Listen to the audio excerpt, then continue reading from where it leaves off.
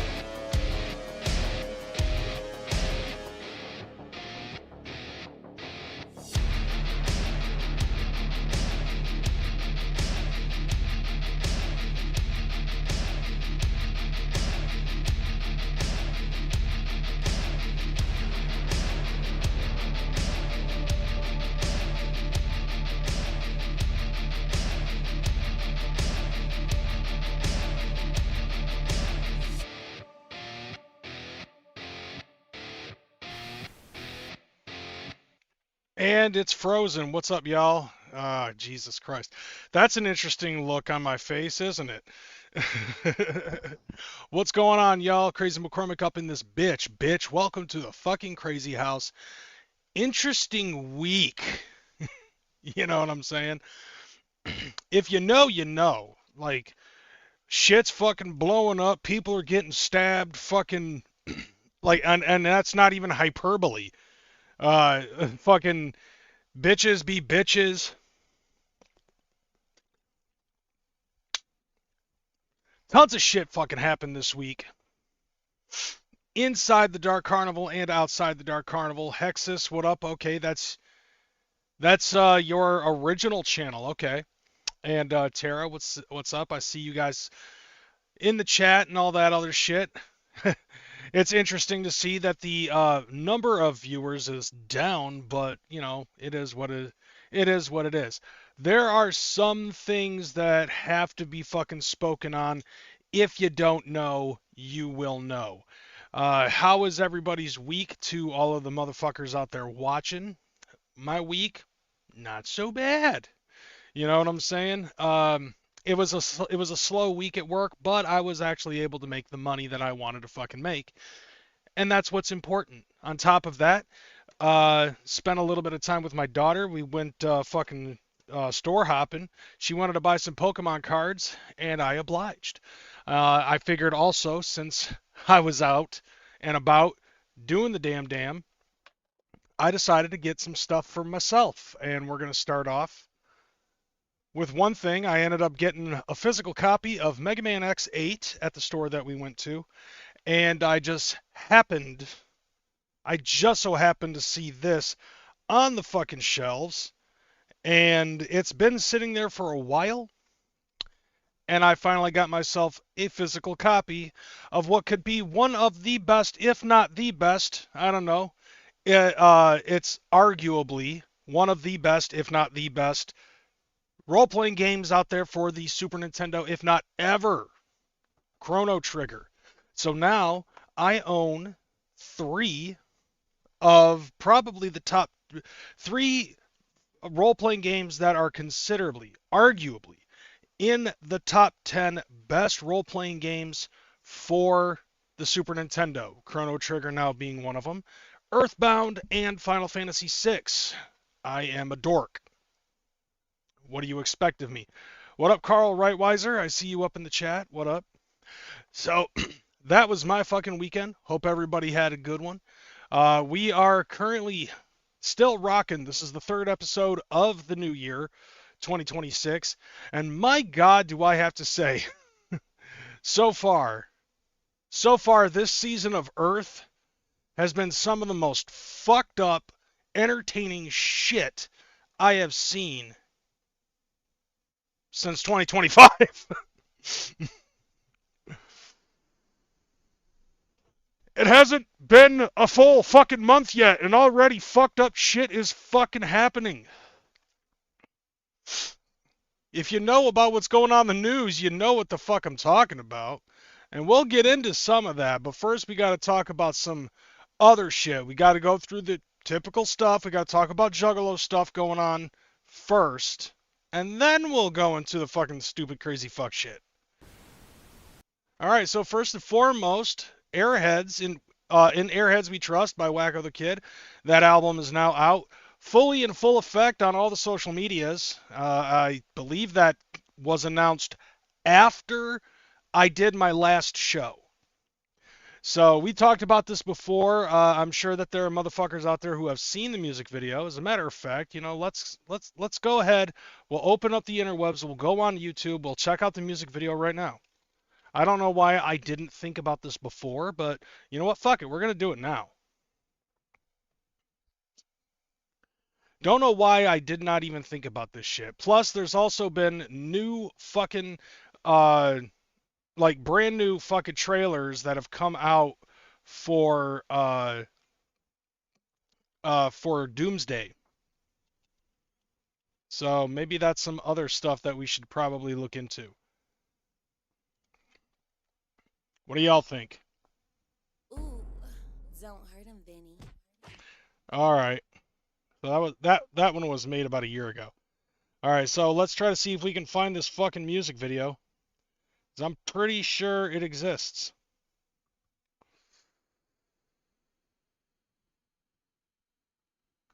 All right, I believe it's this one. Swing the Hatchet.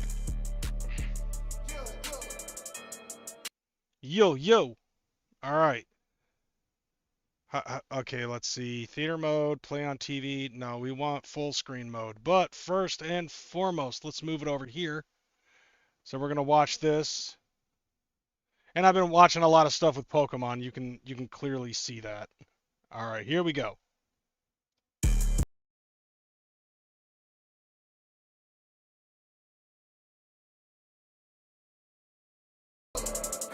Okay, so Dragon the Axe. We're seeing that. What up, Silver Stasher? So we're seeing motherfucker with an axe. Very very juggalo of him.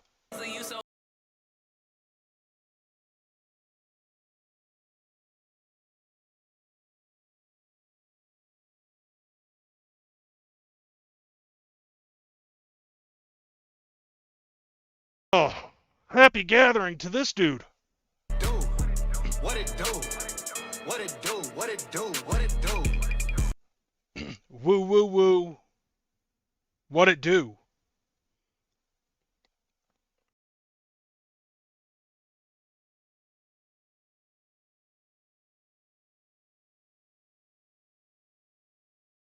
That where it's like, okay, you've got the severed hand and you've got the fucking the fucking exposed heart still beating.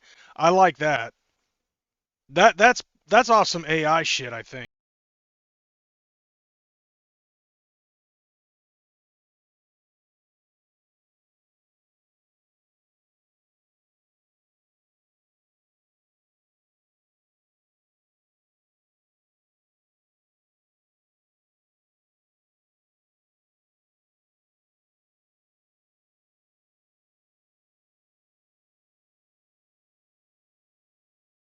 Interesting that they show John Gacy in the background and then he mentions John Gacy. This is a clear example, I think, where it's like, okay, you have to fucking watch the music video in order to understand the song. And this is one of the reasons why I did not like Twisted's Wicked album when it came out. Keeping in mind, Wicked came out when they were in Psychopathic, and I said some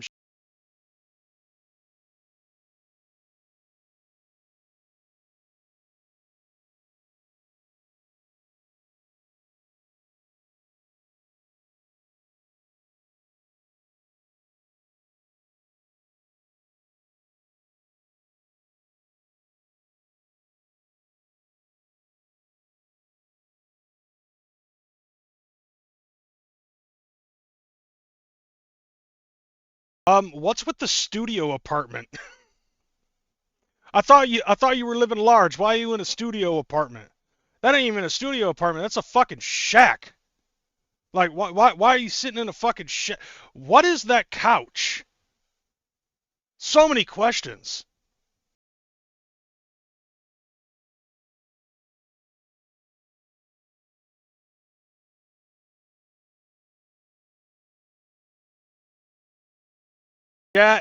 Chat is fucking going hard against Wacko the Kid. Now, my question is, and this I feel like this might be the more important question, I think. All right, and I mean no disrespect, because I talked to the dude and I told him that what his concept is, I think is a good idea. Where it's like, okay, you don't like you come into this fucking community scrub life, right? But that doesn't mean that you have to be fucking scrub life the entire time that you're in that shit. You know what I'm saying? And I understand that and I appreciate that shit, you know? And that's what he said he's trying to fucking do. He said that in multiple interviews and he ended up reiterating it when I approached him at Hollow Wicked. Because like people do aspire, whether you like it or not. There are some people, most often than not, that aspire to fucking show some of the great shit. You know, don't have to fucking be like blinging it like fucking Wacko the Kid or Ouija Mac or anything like that. You can be a Darby. What does that have to do with anything? Like what we just watched? I feel like that had nothing to do with nothing. If anything, this was basically an AI'd the fuck out cookie cutter fucking Juggalo music video. It's just the difference is it's like this had much better fucking production. Like that's really the only difference. The like other than that, it's basically just a commonplace cookie cutter music video for fucking Juggalos. That is the most fucking expensive looking Juggalo rapper music video I have seen. But the lyrics, chef's kiss, you know. 10 out of 10 would definitely recommend what it do, what it do, what it do, what it do. I think what it do. I think maybe what it is, in fact, do. But I'm not sure. I might have to ask the I'm gonna have to go full Karen and ask the manager. What it do? What it do? What it do? What it do? Okay, it do. I think we've got that established now. It in fact do, according to Ouija. Not Ouija, but according to Wacko. So yeah, in Airheads We Trust. Check it out. Hopefully it's you know what? I'm a fuck. Where's my phone? 89. You gave me an idea. Let's see what happens. All right. Hey, Chat GPT, what it do? All right, I'll actually put it. Okay, here. Hold on. What it do? Just vibing in the digital ether. What's up with you tonight, Kevin?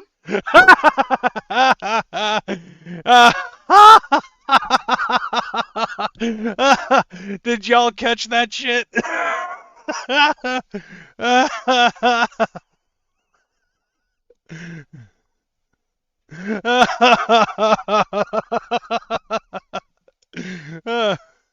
That's funny. It goes, what it do with 3 O's. And then it's just like, just vibing in the digital ether. I'm doing a Juggalo podcast, and I'm kind of talking down on a music video that I watched where the singer in the music video said what it do over and over and over again, and it felt like it really had no good placement for it, but it's the hook. It's trap music, but I guess that's what makes sense. Maybe I'm just not putting enough lean in my Fago to make this make sense. What do you think? Here we go, chatting with Chat GPT about this shit. Ah, damn. Damn, I hold on. I'm gonna have to redo that because it didn't fucking keep the recording. Like, I moved my phone, and when you tilt it, it fucks it up. Hold on. Let me see if I can redo exactly what I said. Hopefully it's not word for... It probably won't be word for word. Nothing much, just doing my Juggalo podcast, and me and the chat are currently reviewing a music video done by Wacko the Kid, and we're kind of talking about how they said what it do over and over and over and over again, which basically has no context whatsoever. It is the hook, though. Maybe it's because I didn't put enough lean in my Fago to make this make sense. What do you think? All right, now I'll send it.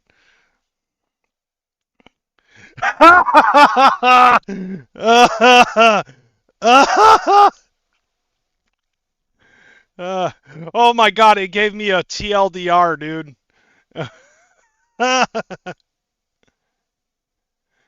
Hold on a second.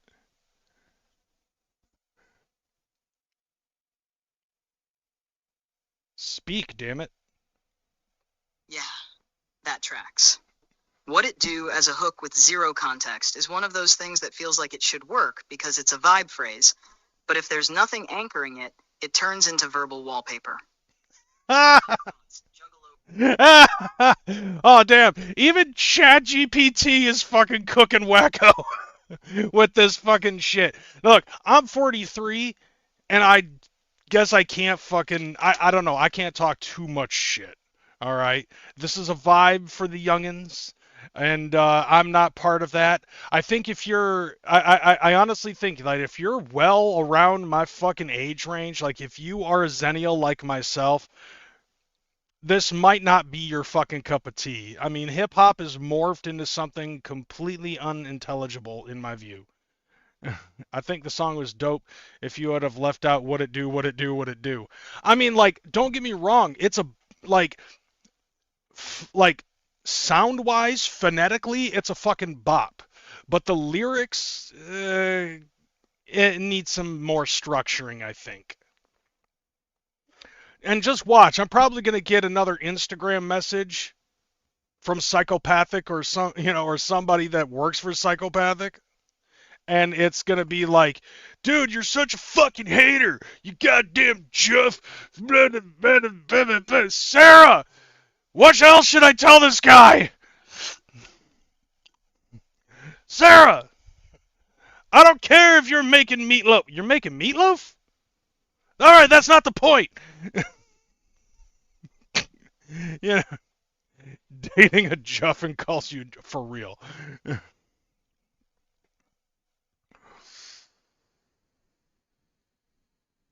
No, I didn't. Like, I got a little bit squinty-eyed, and there was a little punch in my gut for like a split second. But then I was like, really? Thanks for the fucking content, which I did make content. And I was like, okay, how can I fucking, say something about this without sounding like a dick? Hey, ChatGPT, what's good? What'd it do? I need to know what to fucking do in this situation. And ChatGPT helped me out with what I was supposed to say. All right, moving on along. All right, so we've got another piece of information, which I thought was really fresh shit. All right, fresher than what it do. And that is that Scotty D is going to be live tomorrow on Hordecast here on YouTube around 8 p.m. Eastern Standard Time. So tomorrow. All right. Now, Scotty, I have known Scotty since 2002. All right. When he, after he had joined Fago Lovers, and then Fago Lover left his own website and left Scotty fucking hanging, and Scotty solely kept that boat afloat to a point where he ended up eventually becoming neck and neck with fucking Juggalo News. And now Fago Lovers is currently the #1 fucking Juggalo fan site on the internet. It is not me. You can see, you can't see what it is. There it is. There's the flyer. Forgot that I was on full screen. Fago Lovers' own Scotty D is going to be on Hordecast. That's been 24 years, 23, 25, 24 something, 20 something. It's 20 something. I don't know. Math, motherfucker, and I'm a juggalo. What the fuck do I know about that? Anyways, yeah, so Hordecast Live, which by the way, Hordecast has only 330 some fucking subs on YouTube. So go to fagolovers.net. I forgot to put in the tiny URL, but if you go to fagolovers.net, click this fucking picture and fucking give them a follow. Give them a subscription. Scotty and I go way back. I consider Scotty a good dude. He's a friend, and he's always busy. So I'm not able to fucking DM him anymore. Like back in the day, like in the MySpace days, fucking I would DM Scotty. He'd fucking like I would IM Scotty because back in the day it was IM and not a DM. But like I would send him an instant message and he'd get back to me within 24 hours.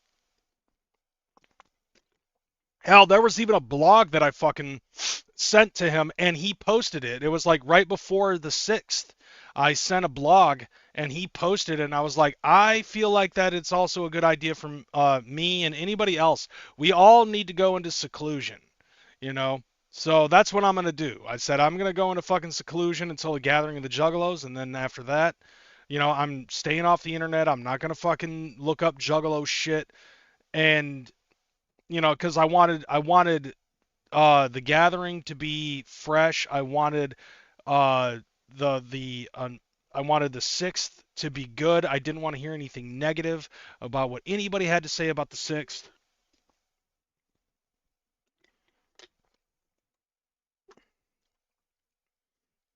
And so like he actually did that for me, and I thought that was really fucking cool. And I go to shows, he still recognizes me, and I love that. Like every gathering that I go to, even though he's busy, he's still got nothing but love. Hung out with him for a hot minute when at Hallowicked last year. He's a good dude, and I'm actually curious about this fucking podcast. It doesn't, like, the way I look at it, these guys are coming up somewhere, And it seems like that there's a lot of juggalos out there who are kind of trying to fill a void. You know, there is a void in the Juggalo community on YouTube, and there are a lot of Juggalos that are coming in. Some of them are trying to fill it, actively trying to fill it. Some of them are doing their own thing, and they might be able to do that on their own anyways. And so, like the way I look at it, Juggalos helping other Juggalos out. That's why I'm like, okay, give them a fucking subscription. I already gave them a subscribe, and I'm encouraging you guys to do the fucking same. Because I'm not a dick. So I'm only a dick when I need to be a dick. And in this case, I'm not being a dick because I don't fully know these guys. Now, if you remember last week, this is going on into the next fucking segment. Last week, I was talking about Green Jello doing a 3-day show, and I'm probably going to try to see if I can get to the one in Cadillac. So this is the flyer now for the one in Battle Creek, and I think that this is good enough for this fucking thing. Whatever, fucking good enough. So Green Jello, this one is going to be Thursday, April 23rd. This is at the Music Factory in Battle Creek, Michigan. And just like I fucking thought, if you can see the direct center of this, you can see some of the other fucking people that are up on this bitch. So we got Dumb Ugly, Meat Hammer, Wavy Awakening. Let's see, what does that say? Bethany Rogue, Jimmy Cankles, The Convalescents, ABK, which, that's unavoidable. But I feel like that the most important thing about all of this, Siamese Goat God, because both them boys being from the Battle Creek, Kalamazoo area, and both of them guys, Enoch Ex Mortis and Toon, are very nice fucking short, happy fucking people. And they're going to be opening up for Green Jello. So, do I go to Battle Creek or do I go to Cadillac to see Isham? The way I look at it, it's like, okay, all of these, like Siamese Goat God, Meat Hammer, all of these, and Green Jello, cancels out the fact that ABK being an MNE person, I think it cancels each other out.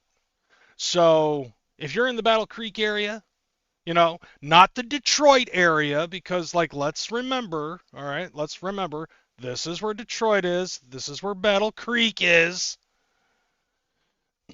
Okay, so if you are anywhere within an hour and a half or 2-hour drive or more, depending on how bad the weather is and how long you're willing to fucking drive, I would go there and support Siamese Goat God, and Green Jello is, from what I understand, always a good fucking show to watch. And not to mention, it would be nice to fucking hear a little bit of ABK, because it's been a while. Alright, let's go on to one next topic. So, if you don't know who Waylon is from formerly of Mushroomhead, he's the lead singer of A Killer's Confession. And he's going on tour. This is another one of those tours. AKC Productions proudly presents A Killer's Confession. Plus special guests Saints of Solomon. This tour is going on starting in late February, starting in Wilmington, North Carolina, and going all the way to March 10th at Red Flag in St. Louis, Missouri. So it looks like they're going to be going all over the place. First off, Reggie's in Wilmington, North Carolina. The 21st is at the Trolley Pub in Summerville, South Carolina. Then they're going back to North Carolina at Gastonia at the Rooster on the 22nd. Then they got a day off, 24th. They're going to be at the 529 in Atlanta, Georgia. Yeah, they're going to need that 2 days off. February 26th, Tipsy Tiki at Fort Pierce, Florida. 27th of February at Propaganda in Lake Worth Beach, Florida. 28th of February at the Orpheum in Tampa. March 1st at the Conduit in Orlando. March 2nd at the Albatross in Jacksonville, Florida. March 4th at the Scout Bar in Houston, Texas. Holy shit, that's a drive. All right, let's see. March 5th at the Side Room of the Haltom Theater in Haltom City, Texas. March 6th at Come and Take It Live in Austin, Texas. March 7th at the Zone in Abilene, Texas. Abilene. Abilene. All right, March 8th at 89th Street, OKC in Okie City, Okie. And finally, the Red Flag, March 10th in St. Louis, Missouri. So I don't know who all is going to be fucking doing that outside of the Saints of Solomon, but the Killer's Confession I saw live at the Gathering of the Juggalos in 2024. Fucking dope. Waylon is a fucking darling. He is such a nice fucking guy. But also, we got another fucking thing going on. Chapter 17 and LSP present Death by Denver 2. So, April 18th, mark your calendars at the Roxy Theater. This is what I love about Scum, all right? He throws some of the freshest shit. All right, so we got Darby O'Trill, Bleed the Wicked Menace, Scum, Insane Poetry, Smalls 1, Chloe Kills, and more. By now, y'all should know where the fucking Roxy Theater is in Denver, Colorado. It gets packed easy. It's a small venue, but it's fucking dope nevertheless.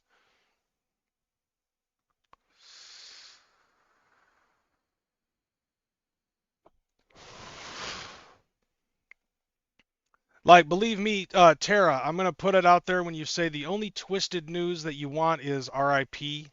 Nothing else but obituaries for those two idiots. I probably at this point I wouldn't even give it that.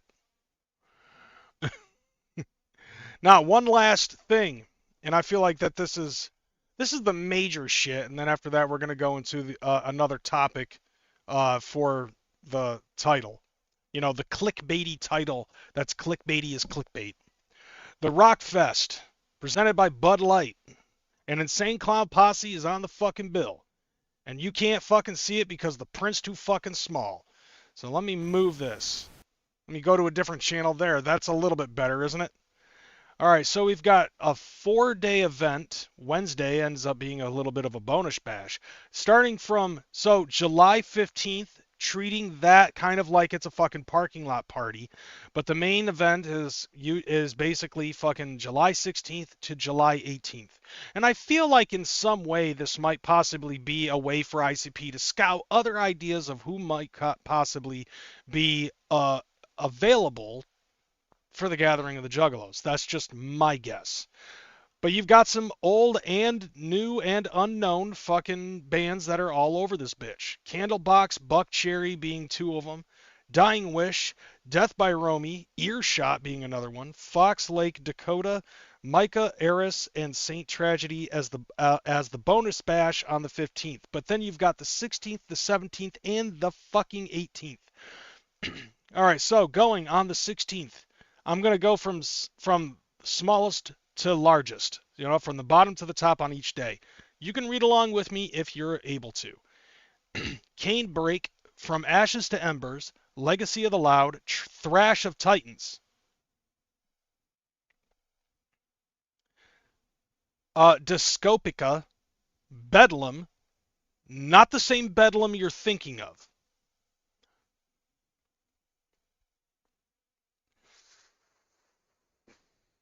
All the Pretty Horses, that is a lie, Tara. That is a lie. Shut your whore mouth. There are some very good bands that are up on here, and I'm seeing a few of them already. All the Pretty Horses, Arson River. What the fuck name is that? Reaping as Modia. Under Black Sky, Lines of Loyalty, Showing Teeth, Robin X. Okay, what are these fucking names? These are silly ass fucking names in my view. There's a lot of these that are very silly fucking names. Guilt Trip, Silly Goose, 0936. Now here's where it starts making sense.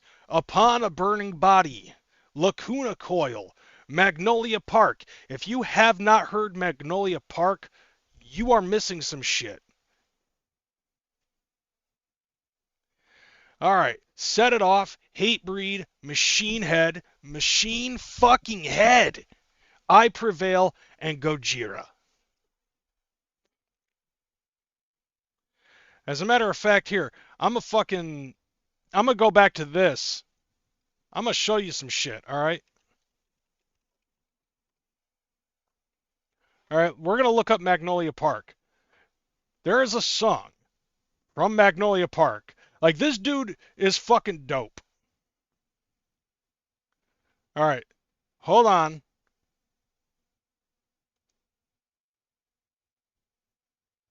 Yeah, here you go. Yeah, you know what this is. Like, bro, it's not, but these guys were asked to do this, to do a cover of a Disney song, and this is the one they picked.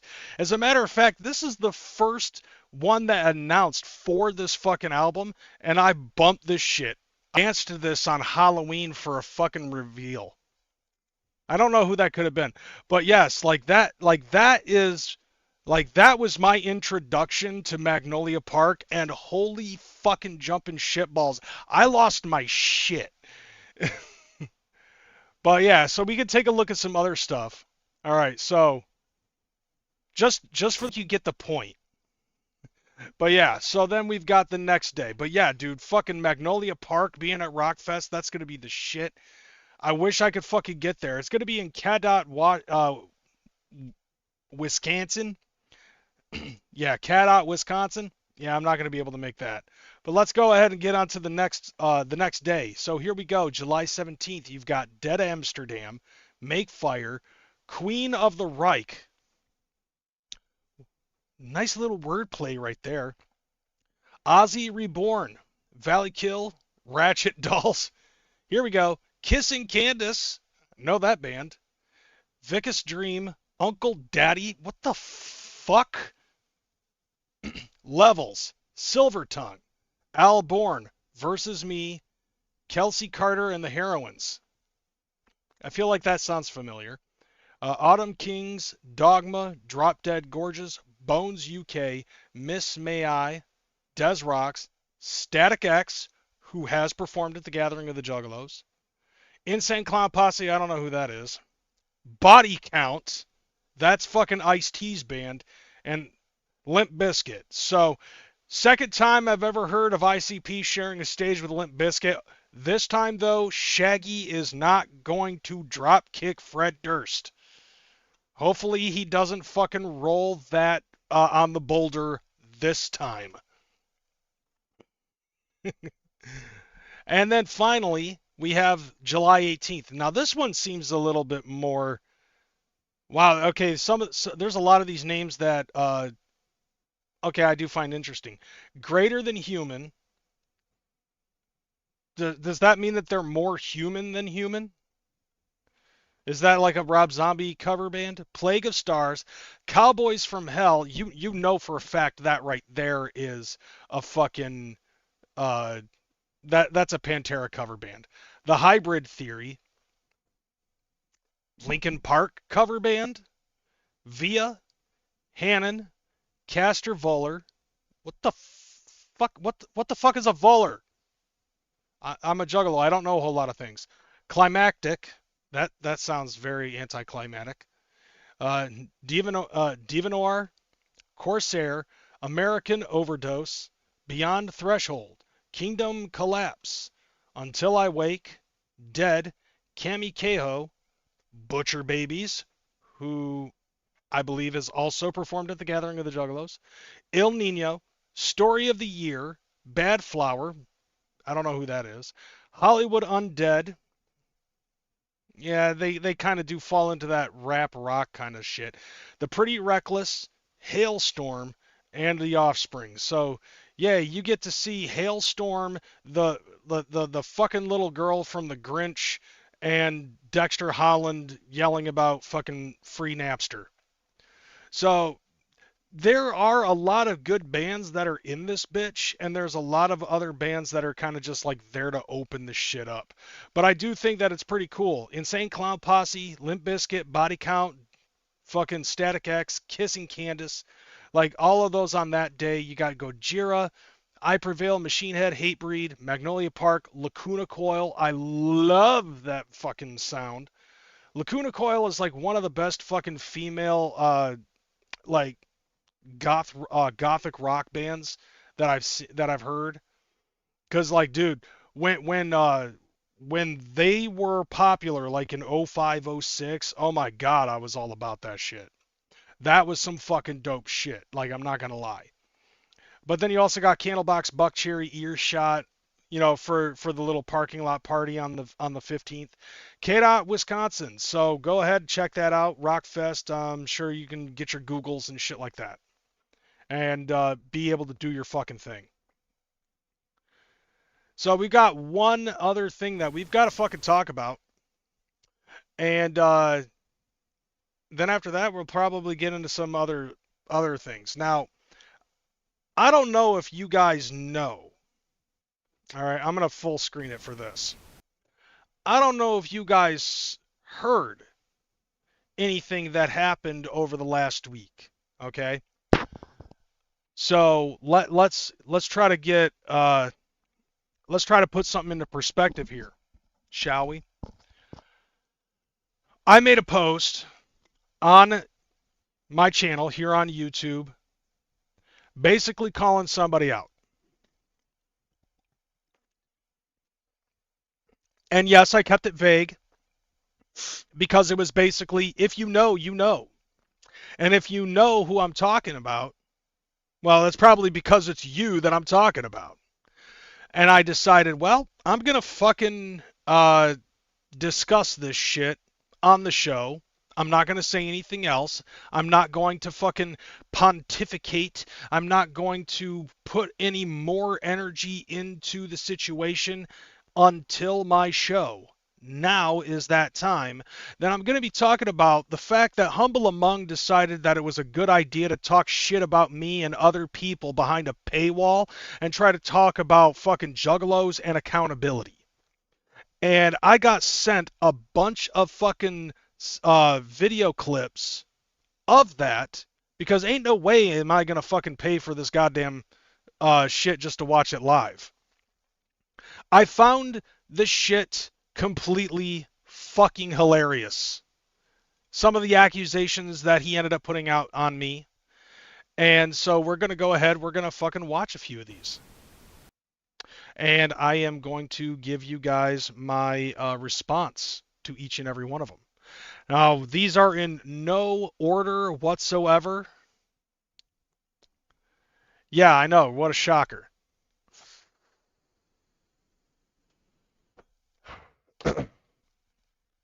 But I'm pretty sure I've got a good response for anything that he has against me.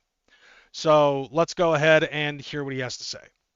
But really, this whole thing with Bash goes back to a pretty simple notion, which is just he was a part of TPE. Accountability. Because he was a part of TPE. Like, this whole thing actually fucking started because TPE fucking folded and you decided that, well, he was on TPE, so he's got to be fucking guilty of something. And you started accusing him of shit, and that's what led to the fucking infamous Cracker Barrel video. Because Bash was doing a lot of fuck shit on YouTube, right? Shouts out to Sizz in here. Appreciate you, Sizz. We love Sizz. Love you, Sizz. But Bash was doing a lot of fuck shit on YouTube. Bash was stealing Insane Clown Posse streams, which I told him straight up, dog, this is how you're going to get the clowns mad at you for this. Now, here's the thing. I also ended up telling him that was a bad idea. His argument to it was, well, and I'm talking about Bash here. I too told Bash, like, this just shows laziness on your part. And I ended up fucking giving him what for. I was like, if you're going to make content, you got to make it original. Now, what I'm doing here is basically taking the content and adding commentary to it, which does fall under the line of fair fucking use. Because I am actually adding commentary, criticism, and other fucking things. Like, that's what it is to be a vlogger. I told him what you could do is you could do what I've done in the past, or in what a lot of other people do in their streams, where you could have the video being set side by side, and you could add additional commentary to it. The stop and go method is one of the more popular ways of fucking doing it. And I personally let it be at that. Now, I personally, if I was somebody like Humble Among, I probably wouldn't want to take this as a personal diss. Okay, yeah. Could the clowns get mad for it? Probably.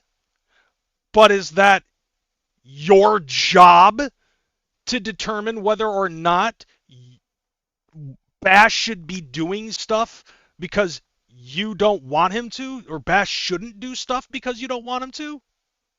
And then you're going to get mad at him over that? That makes no fucking sense. You let somebody fuck around and find out. If he takes your advice and he actually stops fucking doing what you suggested, or even what I fucking suggested, then that could have saved him a little bit of trouble from Psychopathic's fucking side. And if he doesn't, well, I have nothing to do with it. You have nothing to do with it. Bash is on his own at that point. So why do you have to fucking get all up in your feelings, bears, on the couch there about it? This is the kind of attention you don't want from them. They will see that and they will not like you. They will not like you. That doesn't matter anymore. Who cares if ICP likes you or doesn't like you? Like, is that really that much of a fucking importance in Juggalo status? There are lots of Juggalos out there who do fucked up shit that ICP does not like. That doesn't fucking matter. This is when I was friendly with Bash. See, that's the part that all these little weirdos don't like to fucking talk about. All these people on these like hate campaigns against us. Not it's not us. It's, for me personally, I would probably say, if there even is so much of a hate campaign, it's just you. I was very nice to all those people. Yeah. Until you weren't. It's them, for whatever reason, that get weird and shitty with me. I guess Bash got weird and shitty with me. I don't know why. What was it? Okay, so if you don't know why, then why do you fucking continue to talk about it? If you've forgotten about the original reason why, then was it even that important to fucking hate on him in the first place?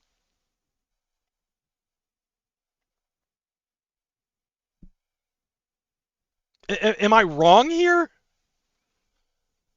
Like, personally, as a person who understands emotion and positive light and sympathy and empathy and all that other type of stuff that you're supposed to fucking understand, you seem to lack it.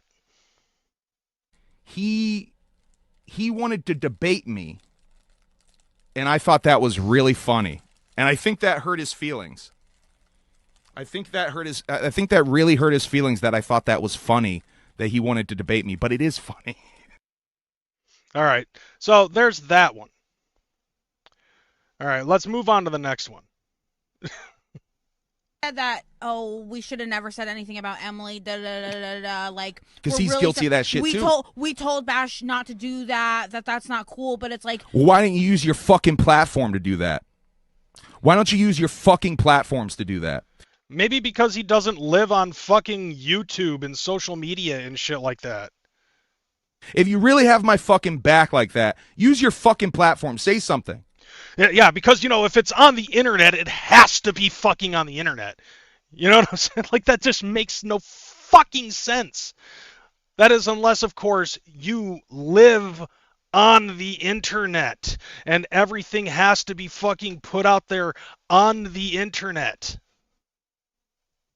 Because that makes a lot of fucking sense. It's like, let me tell you this. Like, after I fucking log off of this fucking live stream, it's done. Like, I want it to be done. I don't think about it. You know what I think about? What's the next shiny Pokemon I'm going to fucking catch on Legends ZA? Like, what's the next video game that I'm going to be fucking playing? Like, what do I have to do to ensure that I am able to fucking keep my fucking money up. Like, a lot of this stuff on YouTube doesn't fully fucking matter.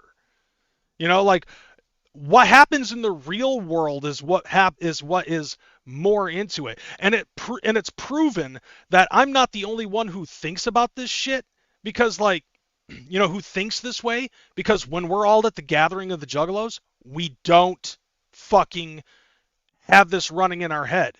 It used to be, for some point in time, there was something in my head that would be like, I'm going to go to this fucking show. I know that this person, that person, and the other person is going to be there. Do I really have to fucking fuck with these people? No, I really don't. But also at the same time, it's like, we all go to these shows. We all come up on here and we're all fucking talking negative shit about each other on the internet. But when we all get to a fucking show, nothing happens.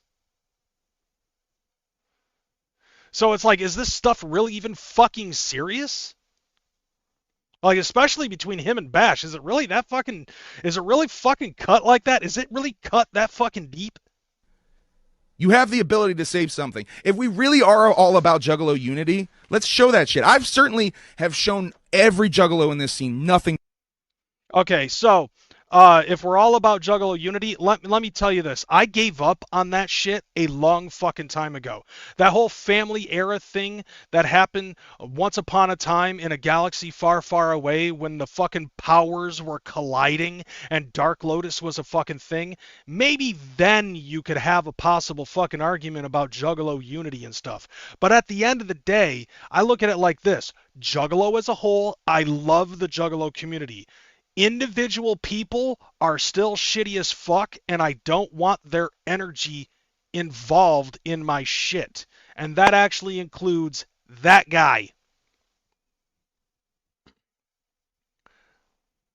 Because I listen to this dude, I hear about this fucking dude, and on top of that, he's about to say some shit that even fucking put us, was like a fucking stick in my craw about stuff that happened personally that he had nothing to do with, and eventually he's gonna fucking talk about me at some point. Different guy. So this other guy, let's talk about him, because that's basically it with Complex Mothra. Kreyz McCormick. Hi. That's me. Who I don't like. That's fine. You're entitled to that. Crazy McCormick is a fucking creep.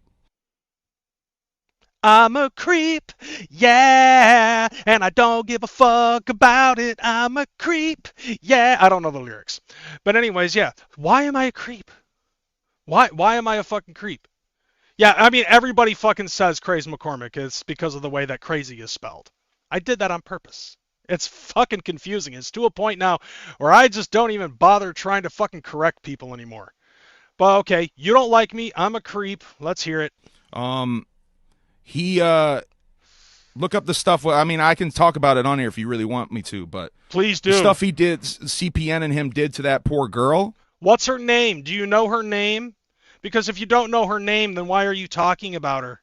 Is fucking weird, bro. He's on stream fucking talking about that pretty openly. You know, it's very funny that you mentioned that, because I'm gonna fucking full screen it for you so you can watch me in full force. You know, it's funny about that you think it's weird that I would talk about something that you brought up years ago. And you're on here fucking talking about juggalos and accountability. Okay? Now, I was accountable for my actions when I did what I did 13 fucking years ago. I was accountable when you brought it up. That's why I talked about it live on my live stream. What you weren't accountable for was the fact that when motherfuckers were interviewing my ex-girlfriend about shit that happened 13 fucking years ago, you are such a fucking virtue signaling asshole that you decided to just trust the woman and not hear both sides of the fucking argument. I will talk about it again. So, there was a girl named Aggravated Amanda who ended up being interviewed by the Outcast Owls when CPN went to fucking jail. After CPN's computer and a lot of his information got stolen, and they found out about her. They asked her if she wanted to fucking come up on a stream to talk some shit, and she obliged. She went on there and straight up fucking lied about the whole situation that happened in 2012. This is what actually fucking happened. And by the way, Humble, if you didn't duck out of the fucking Juggalo community after the first fucking Joker cards of the second deck came out, only to fucking magically start coming back in around 2021 when TPE was on the rise and going around the gathering of the Juggalos and fucking sucking each other, sucking everybody off for a fucking video interview for your documentary, you'd know what the fuck happened, especially since you know how important this fucking Juggalo internet shit is. Here's what fucking actually happened, and yes, I talked about it before in full fucking detail. CPN broke up with her, sent her ass backpacking to Kentucky, okay? At some point, at the same time, while all that's going on, I'm going through a divorce. I'm lonely. I'm fucking depressed. I'm single. And I can't seem to fucking get over what's going on with me and my ex. At the same time, me and CPN are fucking doing a fake beef.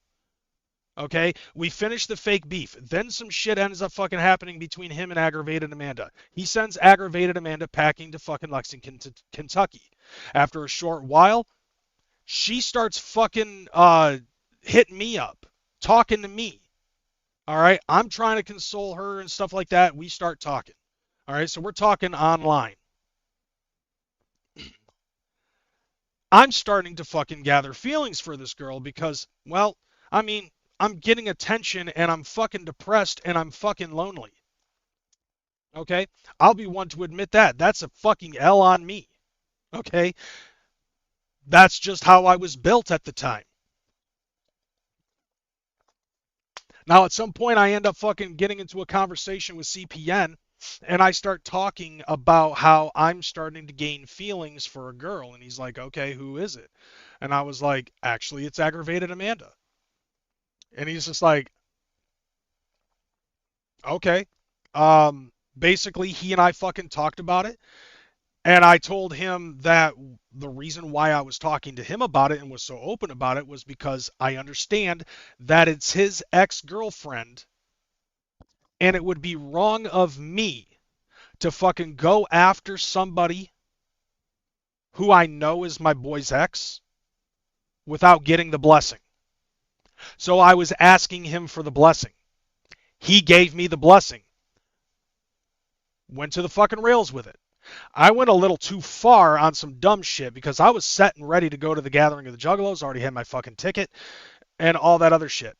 Okay? Now, at the same time, she wants to go to the gathering too. Well, this is going to be my fucking, girlfriend. So it's like, okay, what do we got to do in order to fucking get you to the gathering of the Juggalos? So she's selling stuff, I'm selling stuff, we get money for the ticket, the gas, whatever it is that we need in order to fucking gather. Okay? Food, all of that shit. So we gather. And we're broke, but we have food until some asshole fucking steals shit. And then we fucking ended up, long story short, we go back to my place here in Grand Rapids. The whole thing was that she and I were going to meet up in her hometown. I was going to pick her up. We were going to go to the gathering, and she was going to be my live-in girlfriend. Okay?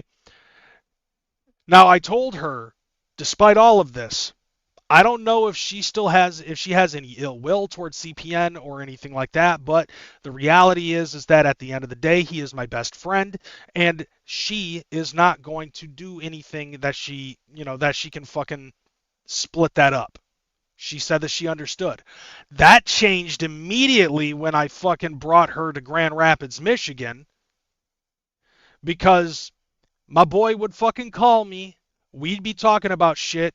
She would get pissy because I would be putting attention on him and fucking immediately would just start screaming up a fucking storm. Kind of like how the minute that any of you fucking left people see a red hat, doesn't matter what it says, you guys just fucking get triggered. It's kind of like that, okay? So what ends up happening is, like, I'm fucking like, whoa, what the fuck is going on? Like, this is a completely different person than the person that I thought I was dating. It got even worse when it got to a point where she would be screaming from my bedroom at the top of her lungs, keeping my roommate, who was on the opposite side of the trailer, awake, and he works third shift. He fucking sat her down at one point and asked her to stop fucking screaming like a motherfucker during the day because that's when he sleeps. He works third shift. Please be respectable. She said she would. She did it again. Then I had to fucking talk to her about it. It got even worse because it's not even just the fact that she was screaming. It was also what she was screaming. When she knew that I was on the phone with CPN and I can hear her calling him the fucking N-word and other fucking Spanish minority fucking slurs. And at that point, I'm like, you know what? You were right. This bitch is fucking crazy. I call myself crazy, but this bitch is fucking crazy. I got to get her the fuck out of here. And that's exactly what I did. I told her, look, if you can't respect me, my friend and roommate and my home, then you have to fucking go. So she ended up fucking calling up her family, and we made an agreement. I was going to drive her halfway home, and her uncle was going to pick her up at the halfway point and bring her back to Kentucky. Haven't heard from her since. However, she ended up saying some shit on the way there that pissed me off. So the minute I got home, I uploaded the recordings of her fucking calling him the N-word on my YouTube channel. After a couple of days, well, my original YouTube channel got fucking nuked because I posted that shit. It was under harassment and bullying. That wasn't her. So I got 3 strikes on my original channel for her harassment because I uploaded her harassment. And by the way, yeah, there are other things that happened while she was in a relationship with CPN that I don't have fucking footage of. But let me tell you this, it's fucking bad. And fucking what staggers my mind though is the fact that you automatically took Humble her side of the fucking argument when she flat out fucking lied about the situation. The reason why you think I'm a creep is because of what she said.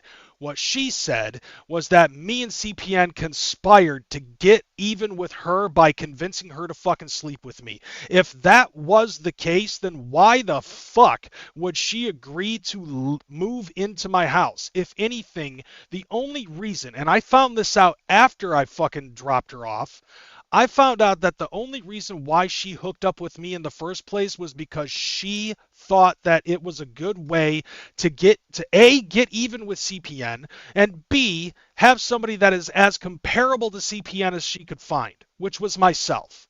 Okay? She got neither.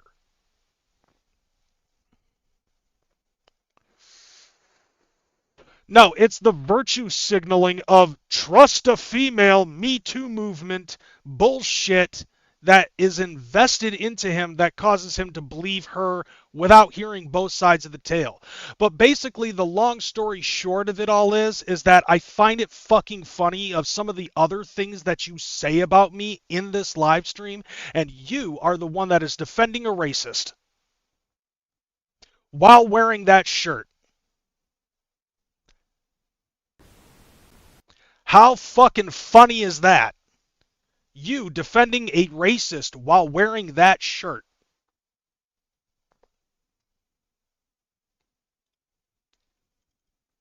Different guy. Okay. So this other guy, let's talk about him because that's basically it with Complex Mothra. Kreyz McCormick. See, I'm wondering why it is that he's bringing up Complex Mothra, just because like, and I found this very interesting too, that like he said that, and then like a couple of days ago, fucking Complex Mothra ended up saying something about how people apparently think that he and I are physically related or in some way, shape, or form just because we have similar names. Like, I found that kind of funny. No hate on Complex Mothra though. He's a brother from another mother, as far as I'm concerned. All right, next video. It's to the point where last year he was making fun of my dying father. Okay, he's talking about Bash apparently, because I hadn't done that. I was very honest on here, foolishly. If you guys don't know, all right, let me break this shit down to you. So I don't know, like, what was it? Like, how long? Like, I want to know the breakdown. Like, how long ago was it that his father passed away, and was it during a point in time where Bash, not saying that this justifies Bash, but Bash probably didn't give a fuck at that point. The last 10 to 15 years I've been caring for, well, not anymore because he died last year, but for the last 10 to 15 years I've been caring for my ailing father, my very sick father. He had a stroke. He lost half control of his body. He couldn't move his right arm. Okay, you know, like, that's what this is about. He's going through the tail of the tape on his father, which I'm not going to hate on that because, like, that's something that I can actually commend him on. I can respect that. All right. But the thing that he says about me, it is what it is at this point. He's a shit stain. He's a fucking shit stain on the YouTube community. It's fucking embarrassing. Who are you talking about? Now, I mean, I don't even know where to go. He bounces around all around the country, screws over a couple of different families, including his own father. Oh, he's still talking about Steffi Bash. girl out. Oh, that Steffi girl, like, oh, that once again, fucking, I must defend them. You do realize that chicks sometimes are fucking crazy and will do shit to spite motherfuckers, right? Like, you know chicks will fucking do that, right? Not every woman is fucking 100% correct. And yet, here he is, it's like, he'll hate a woman until they hate Bash, and then they're like, I like you. We should be friends. Besties. Right? Because if I remember correctly, this motherfucker was getting into an argument with Steffi when him and Steffi were in a relationship. And this is at the point where I ended up telling him, look, I done told you that if you continued to go down the route that you were going to go down, hating on motherfuckers, you're not going to like what you see. And instead, he decided to try to show the fucking... He tried to shove that fucking aggravated Amanda shit in my fucking face. That's when I decided to block him. I don't know if I unblocked him later or not. I don't know. Because I still see his fucking public profile on Facebook.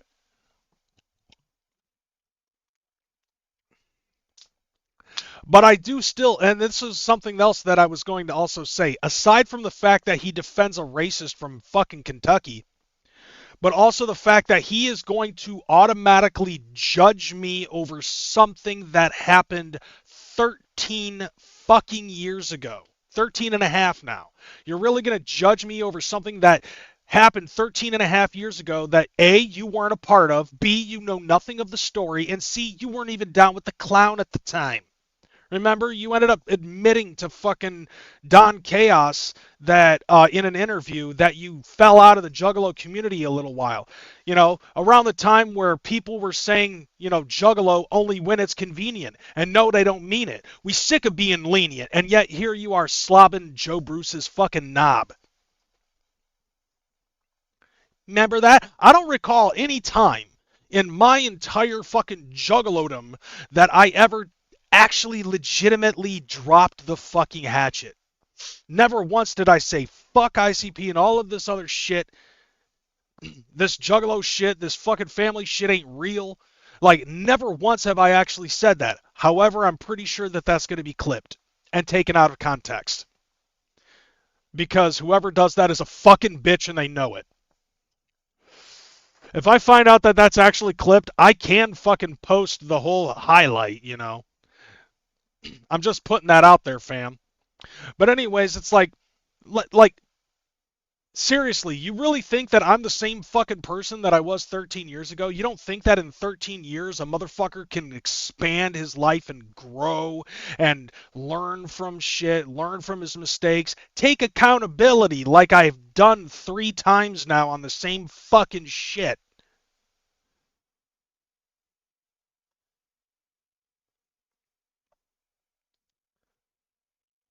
Is it possible? Is it fucking possible? Exactly. See, here's the thing that he tends to not fucking understand is that, one, the internet is forever. 2, people can actually fucking grow and improve. I mean, take a look at what he's done, all right? When I first met him, I thought that he was a stand-up, bang-up gentleman and a scholar, okay? Now, I think that he's just a shit-talking piece of shit who's only fucking doing this shit for clicks and views, which is exactly where I imagined that he was going to go when he started fucking bashing Bash and anybody else that had anything to do with Toxic Plague Entertainment or any of the other interweb things that were going on. If you had something to do, anything to do with Toxic Plague Entertainment, he was there to fucking hate on you. If you were a friend of fucking anybody from Toxic Plague Entertainment, he would find a reason to fucking hate on you. That's where I came in on this shit. Because A, I was affiliated with those dudes because at the time I felt like that these guys were the ones that were going to put the Juggalo YouTube community into the future. Okay? This dude at the time was nothing more than a fucking hang-around with a camera. And then it turned out I was wrong, okay? So I was wrong for once in my fucking life. Pshaw! But then he starts fucking going after Bash. He goes after me. He goes after Bartle. He goes after 4A2 Graphics. He goes after anybody and everybody that has anything to do with Toxic Plague or anybody affiliated with them whatsoever. And it just kept on fucking going down and down and down and down and down. So it's like, what the fuck, bro? And it's a fucking sickness.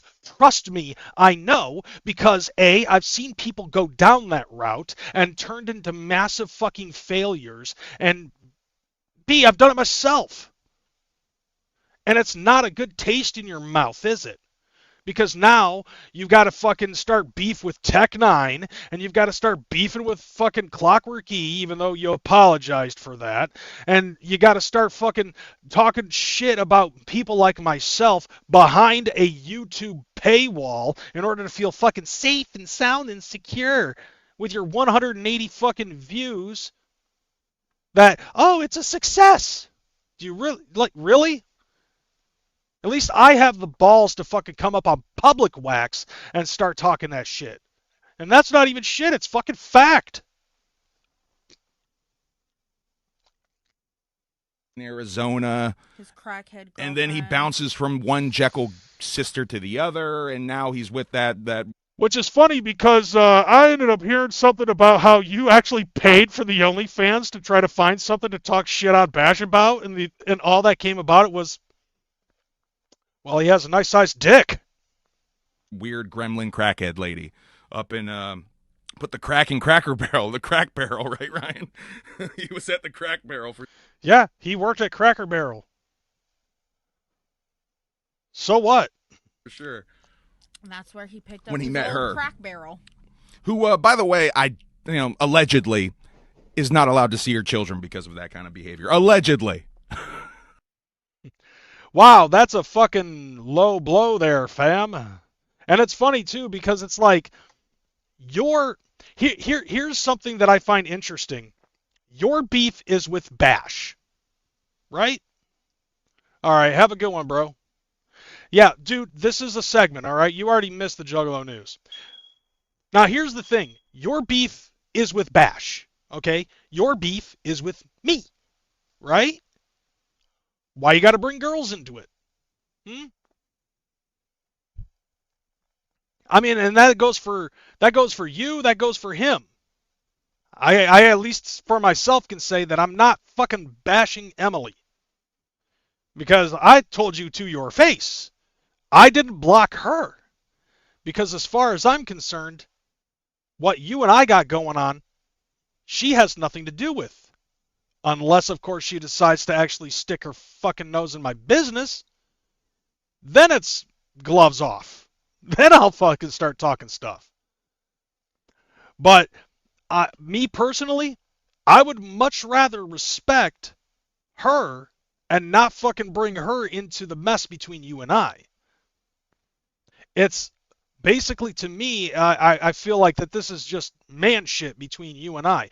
Man shit that I wanted to fucking talk to you about at last year's gathering of the Juggalos. Which I do feel like that there is a video clip in here somewhere where you do talk about that. The bash thing is one thing, right? Of Juggalos lacking accountability. The bash thing is one thing. This is a perfect example of that. Okay. He goes, hey, man, I heard you've got a problem with me, and I just want to talk to you and see, like, what that problem is. Yeah. All right? Yeah, because at the time, And I'm like, I didn't know. yeah, I do have a problem with you. And she was there. Joe was there. A couple of people were there for this. No, it was just you and me and her. People were walking around. This was over at like a fucking food court thing. I do have a problem with. And if there were people that were there, I didn't see them because they weren't a part of the situation. It was just you and me. I wanted to sit down and talk man to man about shit. Figure out what the problem was, and then fucking go from there. You and I let it be known, like, you and your little friends, because he's like friends with Bash and shit. Yeah. Yeah. So what's the problem with that? I have friends that are not friends with him. I have friends that actually are fucking that actually don't like him. But the difference is that they actually don't take that into consideration about how their friendship ends up with me. That's respectable, in my opinion. I don't try to fucking get in the way of shit. But you, on the other hand, you have done that. You will talk trash about Bash and anybody surrounding him. Guilty by association, just like you did with Toxic Plague Entertainment. The whole thing started because you looked at Bash being a former member of Toxic Plague Entertainment and ended up saying if they're problematic, then he's got to be problematic too. That's one of the reasons why you started talking shit on Thuggalo's show when they first fucking started. And God only knows who else you fucking ended up talking shit about because they had some sort of a former affiliation with Toxic Plague Entertainment. And then your sole focus, your hyper focus, ended up tisming towards fucking Bash and anybody else that was surrounding him. See, I don't fucking do that. This is an individual situation. And if you know that joke, then you fucking are probably laughing. But I'm the real. This is a case-by-case individual situation. I have friends that are in your circle. Are you going to hate on them too? Because now I've become part of the hyperfocus? And you know, like, there are people that I'm fucking cool with that you're cool with. And they understand that you're not cool with me. They don't let that fucking get into the way of the friendship. And that's the way it should be. I've seen him talking helly shit. He probably behind some of these fucking troll accounts and I'm shit. sure. Okay, now that's fucking funny, because if I'm going to be talking shit, it's going to be on main accounts. I've never understood I've never understood the purpose of fucking having a fake account. I never have. As long as I've been on the internet, anything and everything that I do is under the name Crazy McCormick in some way, shape, or form. Like if I'm on here, okay, Crazy McCormick. If I'm on Twitch, Crazy McCormick there. If I'm on fucking Instagram, Crazy McCormick. Okay, I also have other stuff like McCormick Gaming. crazy reactions, so on and so forth. I have no reason to fucking go behind a fucking fake account and talk shit, you paranoid psychopath. He is. Like, I'm sure he is. He's talking helly shit in comments and his fucking stupid streams and shit about me. Yeah, because you do stupid fucking shit and you get half the information fucking wrong. Gee, I wonder why. I wonder why I have to fucking come up on here and come correct on your shit. And you know what else? This could have possibly been prevented had you actually fucking, well, complied. If you actually fucking sat down with me and been a man, and we could have hashed it out. Everything would have been fine. But no, instead you went a different route. And the only reason, okay, at the time that I fucking came up to you, I had totally forgotten about that whole aggravated Amanda comment. All I remember was that you said something and that it upset me and it caused me to just try to do my best to distance myself from you. So, this is how my gathering went. I fucking hung out with Jump Shot, right? Kicked it with him. Jump Shot and I have known each other for a long fucking time. Okay, like we know each other from back in the Juggernaut days. And he ended up telling me about how he had been squashing beefs and he wants to squash some more beefs because he doesn't like the concept of fucking hating motherfuckers, but we all go to the shows. So we have to be on swivel as to whether or not people are fucking around that hate us over dumb fucking shit. That sat with me. I understood where Jump Shot was coming from. Jump Shot's my boy. He always has been. Whatever happened between him and other fucking former Juggernaut members, I had nothing to do with. I heard some of the shit that was fucking said about Jump Shot, but you know what? Time heals wounds. And I didn't have a problem with that.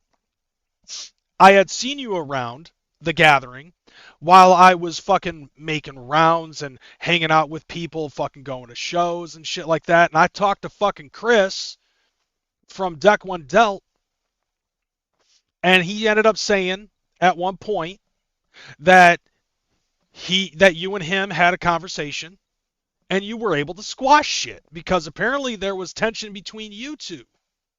Or you and Deck One Dealt as a whole or something.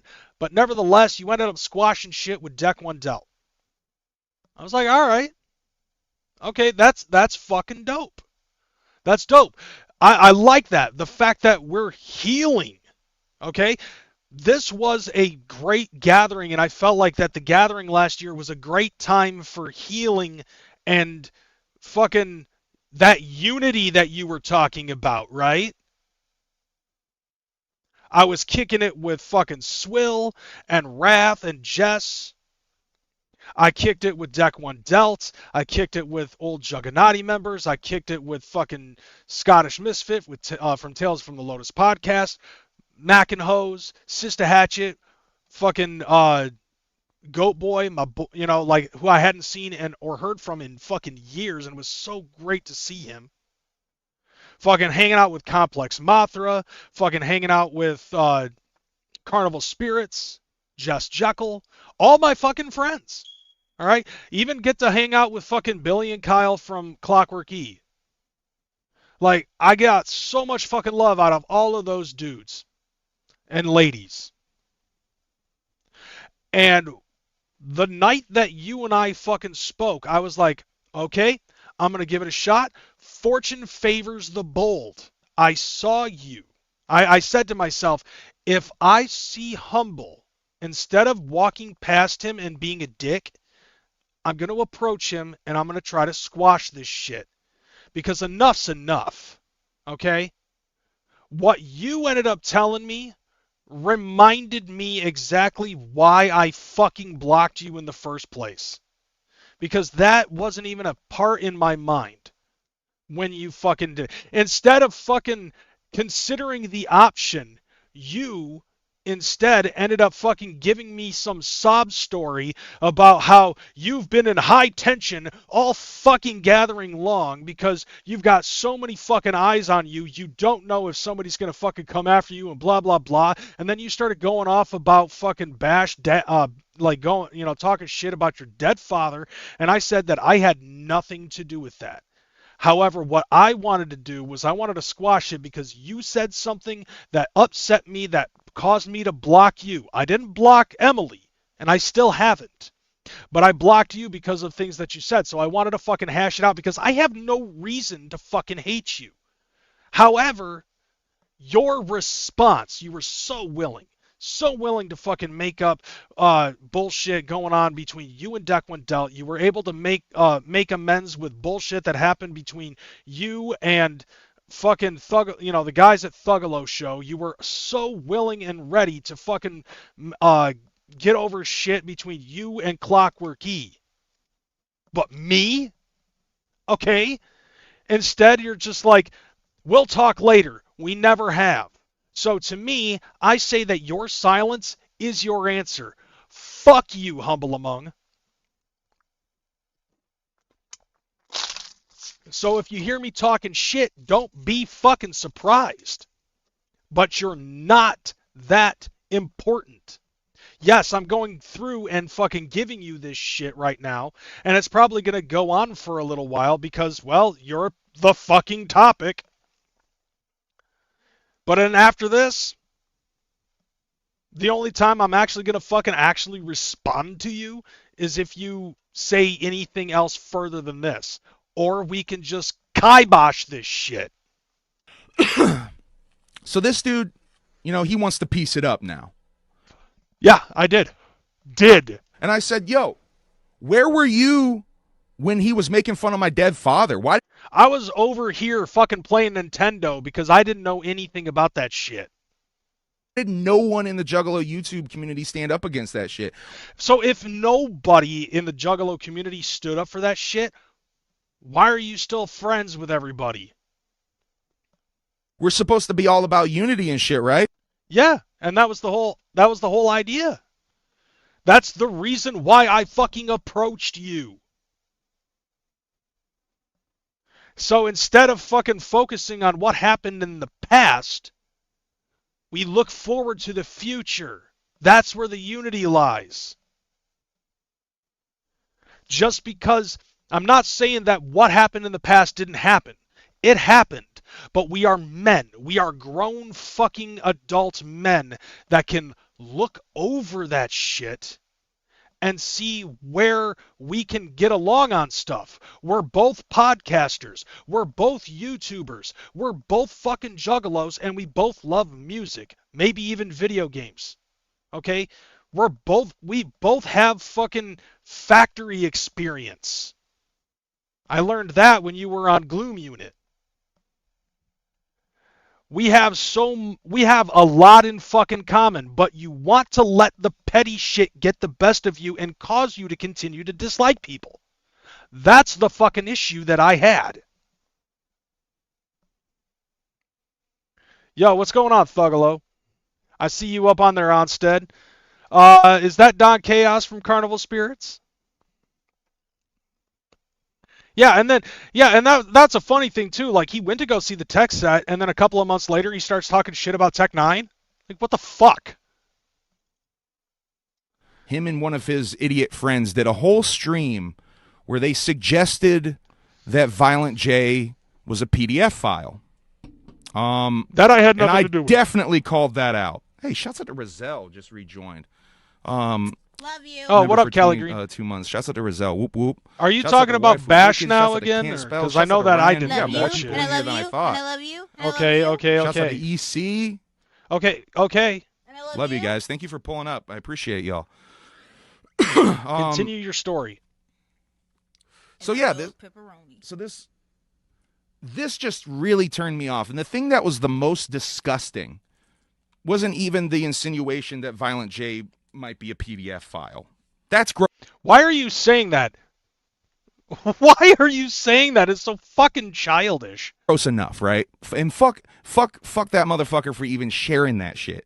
You know? Fuck that shit. Okay, that's not me. The thing that was really gross and I had a fucking big problem with was one of these fucking idiots on that stream was literally on stream saying that it only takes one bad day to turn into that, a PDF file. And I'm like, what the fuck are y'all talking about?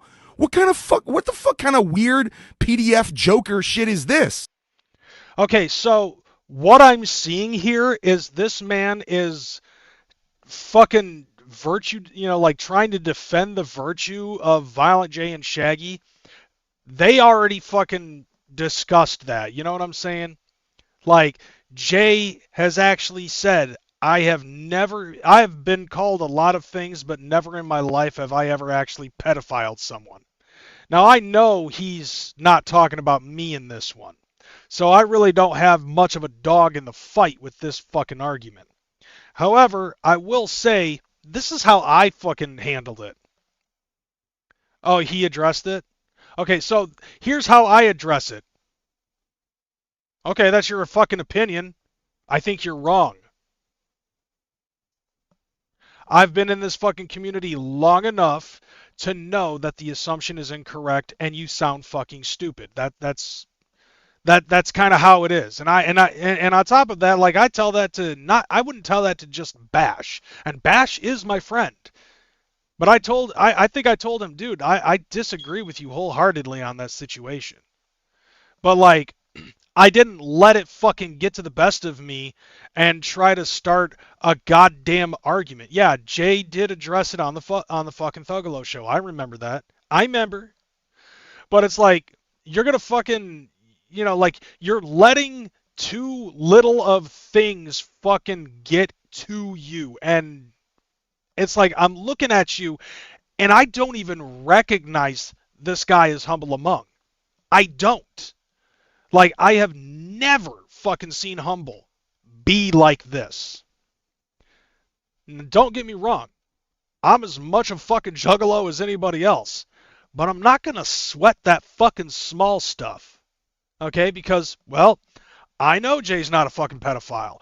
I understand over that Instagram shit that fucking happened that was probably not the best way to fucking go about it. But we also understand that for the most part, Violent J is not much of a connoisseur of the fucking internet. So he doesn't really know the rules like that. Like, there are some things that he knows, but there are a lot of things about it that he don't know. Especially when he fucking tried to jump back into the dating pool when he met, before he met Sarah. Like, after Lainey died. Like, that's where the whole fucking pedophile allegation came from. Was because he ended up just mass following chicks. And not fucking knowing how to fucking gauge the fucking temperature, or so to speak. So, and I've had arguments with people about that, even fucking close personal people. And I'm like, this is why I disagree with this fucking argument. But I'm not going to get heated like that. Like, that level of heated is just fucking ridiculousness. And so, since he doesn't have the same experiences as us, He's honestly a sheltered little boy. From what I can tell, he's had his parents still having talking his about back his Bash. whole life. He's Right. never really done anything on his own. right? And I don't think he's ever fucking driven a car. I mean, like, I guess that is the reason why he's fucking bounced all around the state. Living with motherfuckers. Like, I talk to him a lot. I talk to Bash a lot. I don't really need to defend him on this one. Because I think that his credentials fucking speak for himself already. He can drive. how fortunate for him. But unfortunately, the people who he's trying to bring down, hurt their feelings, hurt their ego, like, it is like so much fucking deeper than that.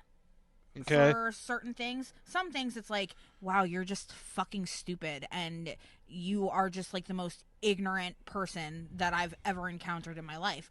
But on some aspects of it, little things where he thinks he's just trying to be cool, like, it's actually like detrimental and harmful. Just the fact that you dedicated an entire fucking stream to him and me really shows, honestly, how much of an impact, whether good or bad, he has put down on this fucking community. It's just as simple as to let it go, let it go, don't give a shit anymore, let it go, let it go. It's just as simple as that. You know, like I find it interesting though. Yes, there is a guy here that is trying to make an extra buck by not learning the art of not giving a fuck. Written by Shaggy 2 Dope. I would have thought you would have had that coffee table book by now. And this came to a head really last year, right before Christmas. My father died. All right. Oh, you already talked about that. So I saw Kreyz's stream from what, 2 nights ago? Last night? Okay. 2 nights ago, something. He's talking about this ice shit. He's Uh-huh. making jokes about a dead woman. Yes, I did. What the fuck are we doing? I also talked about it. I think I talked a little bit about the situation. What the fuck are we doing? I literally was so disgusted by the shit that I saw on that. You know, for a guy who listens to music and tries to fucking make music about psychopaths fucking killing people and all that other shit, you seem to be a little bit fucking upset about a motherfucker getting killed. That's interesting. Fucking stream. Couldn't finish it. Good. Finish it. Oh, so basically what he's saying is that he does actually watch my fucking channel. That's good to know. Hi. Wave back. I can't see you. This is fucking gross. Yeah, it is. Why the fuck are we doing this? Because I thought it was funny. That's why. Why are we politicizing being a juggalo on the right? Why are we fucking being on here politicizing juggalos in general? The only reason why I started doing fucking political news on this shit in the first place is because of so many fucking juggalos on the left that constantly have to fucking say, I don't understand how you can consider yourself a juggalo and vote for Trump or be a Republican or be conservative or MAGA or anything like that. And I'm like, you know what? Watch me.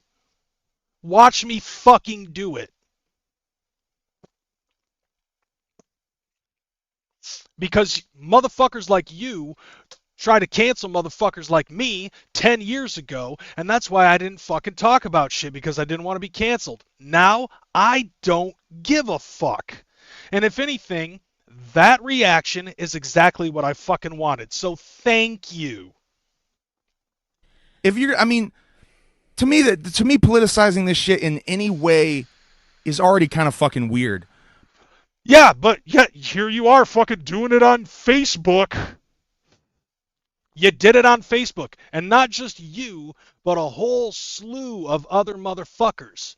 I don't care. So if anything, I did shit just to fucking piss off people on the left, because fuck you, fuck you, fuck you, you're cool, and fuck you. But you guys have to remember that this shit has always been politicized. The entire last quarter of Carnival of Carnage are political songs. Yeah. But that was also written by a 19-year-old and a 17-year-old that only knew so much about the governor of Michigan at the time, John Engler, who was a Republican. And he basically fucking didn't do much. Okay? And this was like back in the 90s.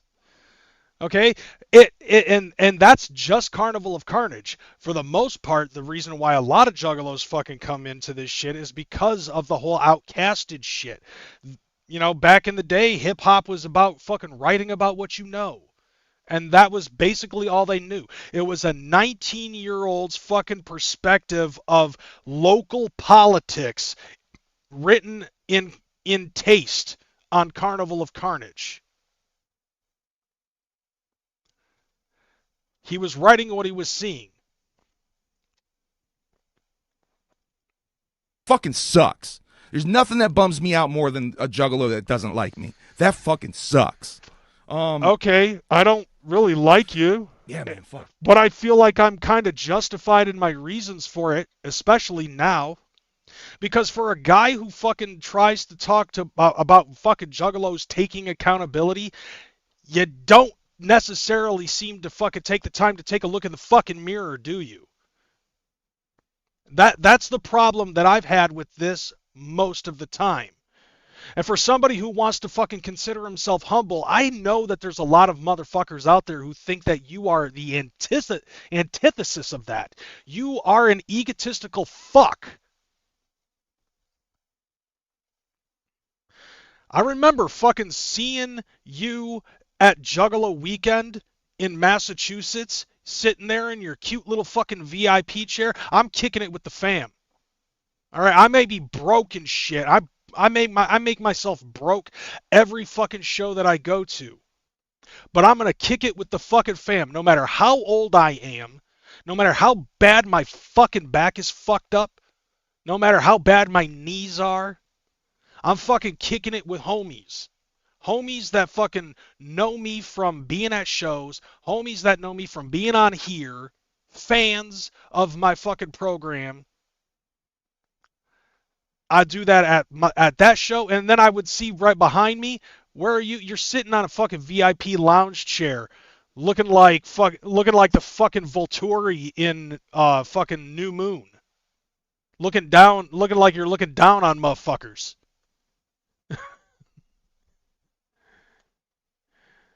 Her with her fucking fuzzy coat and shit like that, which it's like, okay, whatever. Me, I'm rocking, like, I'm in Massachusetts weather wearing a fucking hoodie and shorts.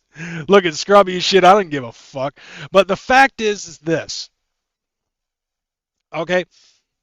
I fucking love this Juggalo community as a whole. You, I don't like. And the reason being is because you have an ego on you. For being somebody who considers himself humble, you're anything but. For somebody who considers himself a gentleman, you're anything but. A gentleman does not fucking, a gentleman does not fucking engage in dumb fuckery. Okay, and that's exactly what you fucking did. And I swear to Christ, what I said to you years ago about you being engaged in fucking hating on motherfuckers and talking shit online was going to come and bite you on the ass. And then you had the fucking gall to try to fucking talk shit behind a paywall as if I wasn't going to find out. I found out because you had to fuck around. Interesting, isn't it? So hopefully you did consider this a success, because after I got sent that, I got sent this. This I thought was fucking hilarious. Crazy McCormick has a documented history of being an absolute creep. If you associate with him, block me. This was sent to me about an hour after the fucking post was posted. On 4:49 at 4:49 on January 13th. By 6 o'clock, it was gone. So, what makes this interesting to me, and the way I look at it, I'll put it to you like this: let's just say, for the sake of argument, that this might not actually be real, because I'm pretty sure that since it's not on his fucking on his Twitter account, on his X account, he could possibly say that, oh, this was just fucking faked. You know, like somebody could have actually fucking like photoshopped this, because it's so easy to photoshop fucking X tweets, and that I'll agree with you on. However, this does seem like something that you would fucking do. And let's just play devil's advocate here. If it is in fact fake, then it's still kind of funny that somebody posted, somebody is in there watching your shit and is trying to fucking stir the pot, which, if that is the case, then I know who exactly that is. But if it's not fake, I'm going to say this: for somebody who says this shit and then deletes it later, here's one thing that I'm going to say. If you're trying to fucking drive a wedge and after, you're trying to drive a wedge into your own fucking fan base while trying to create fucking character assassination on a person. I find that incredibly hilarious that you actually fucking are demanding that people block you. Okay? Um, for somebody who's complaining about me being on the right, because we all know how people are being uh, looked at who are fucking right-wing people. You know, like, they try to claim that we're fucking fascists and bigots and homophobes, xenophobes, you know, all the other isms and phobes and Nazi and all this other stuff. Like, all of us on the right are, and all of us in MAGA are assumed to be that because we voted for Donald Trump. So the whole guilty by association thing, right? Just like what I said fucking Humble Among accuses people of is with guilty by association. But if you're commanding your fucking fan base to choose between you or me, if I was your fans, I'd choose me because I'm not the one that's trying to throw down a fucking gauntlet. All right? If I was a fan of you, I would choose Crazy McCormick because I don't throw down a gauntlet ever. You know why? I don't think it's fair to tell people you have to choose between me and him. Okay? You can still be a fan of me and you can still be a fan of Humble Among. That's fine. That is your constitutional right as an American to express your freedom of speech and expression in that fashion. However, if you're doing that type of stuff, that's fucking fascist. You can't be friends with Crazy McCormick because if you are, then you can't be friends with me. You can't be a fan of Crazy McCormick because if you are, then you're not allowed to be a fan of Humble Among, according to what this is showing. Now, if anything, I would say, take a look at that. I got this, what, an hour after after he fucking posted it? 90 views, no likes, no bookmarks, no quotes, no retweets. It's no wonder why this is no longer on your fucking X account, because apparently it didn't do exactly what you expected it to fucking do. You expected there to be this huge hubbub about what you said about me on your fucking paywall video, talking shit about me, being a creep, being a predator, being a fucking racist, Nazi, whatever the fuck. Which, you know, like calling me a fucking, you know, calling me a creepy fucking predator, blah, blah, blah, whatever. Keegan's a creep. You got problems with Keegan? You know what? I think I should go talk to fucking Keegan the Creep and fucking we just make a fucking show and call it the Creep Show.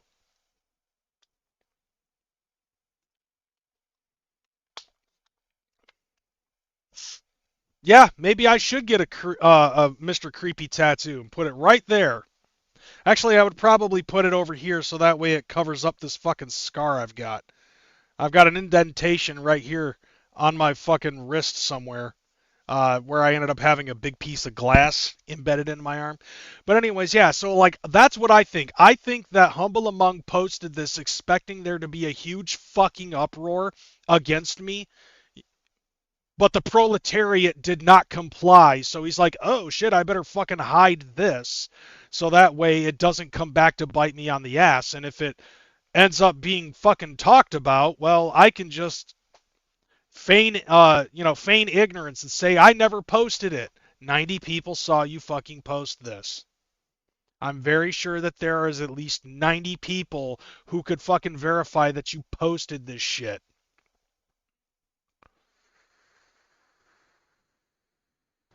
And on top of that, I'd say that this goes against a lot of shit that you fucking claim to be. Trying to fucking put a gamut in between your audience. In the words of Theta Grunberg, how dare you? I think that that's kind of funny. And, you know, here's another thing, too. You can think I'm a creep. You can think I'm a predator. You can think I'm all of the fucking, anti-leftist isms and fucking phobes and all this other shit. It doesn't bother me at the end of the day. And the reason being is because I know who I am. I know my self-worth. I know myself. I'm not any of those things. Because if I was, I wouldn't be a fucking juggalo.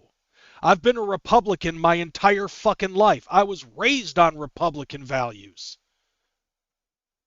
And not until fucking Donald Trump became president for the first time in 2016 did people start to actually fucking question that shit. You are one of those fucking people. But then again, you live in Vermont. I guess that makes fucking sense, doesn't it? I live in a swing state. You live in a pure blue state. And it's no wonder why your values are in that sense. But you want to fucking try to, to me, I find it funny at the end of the day, you still try to fucking make this shit political. I did that shit because I'm a fucking edgelord. Okay? Like, the reason why I fucking made the Renee Good mention at the beginning of my shit was because I fucking have an edgelord piece of me. Yes, of course I'm gonna fucking say that shit. If anything, it's gonna piss off the left. Good. I'm glad that you stopped watching my fucking show after I said that shit. Because I'm pretty sure that you would have been a little bit more butthurt about the rest of the fucking stuff that I said. And we're going to actually talk about some other stuff that I pulled off of fucking TikTok. So yeah, fuck you, Humble Among. You're a piece of shit. And I think it's fucking hilarious that you spent 2 fucking hours talking about that shit that you've been holding on to for such a fucking long time. With no fucking, no nothing except your fucking source being trust me, bro. But at least I can confirm the shit. And take accountability. Tag me in. It's your turn.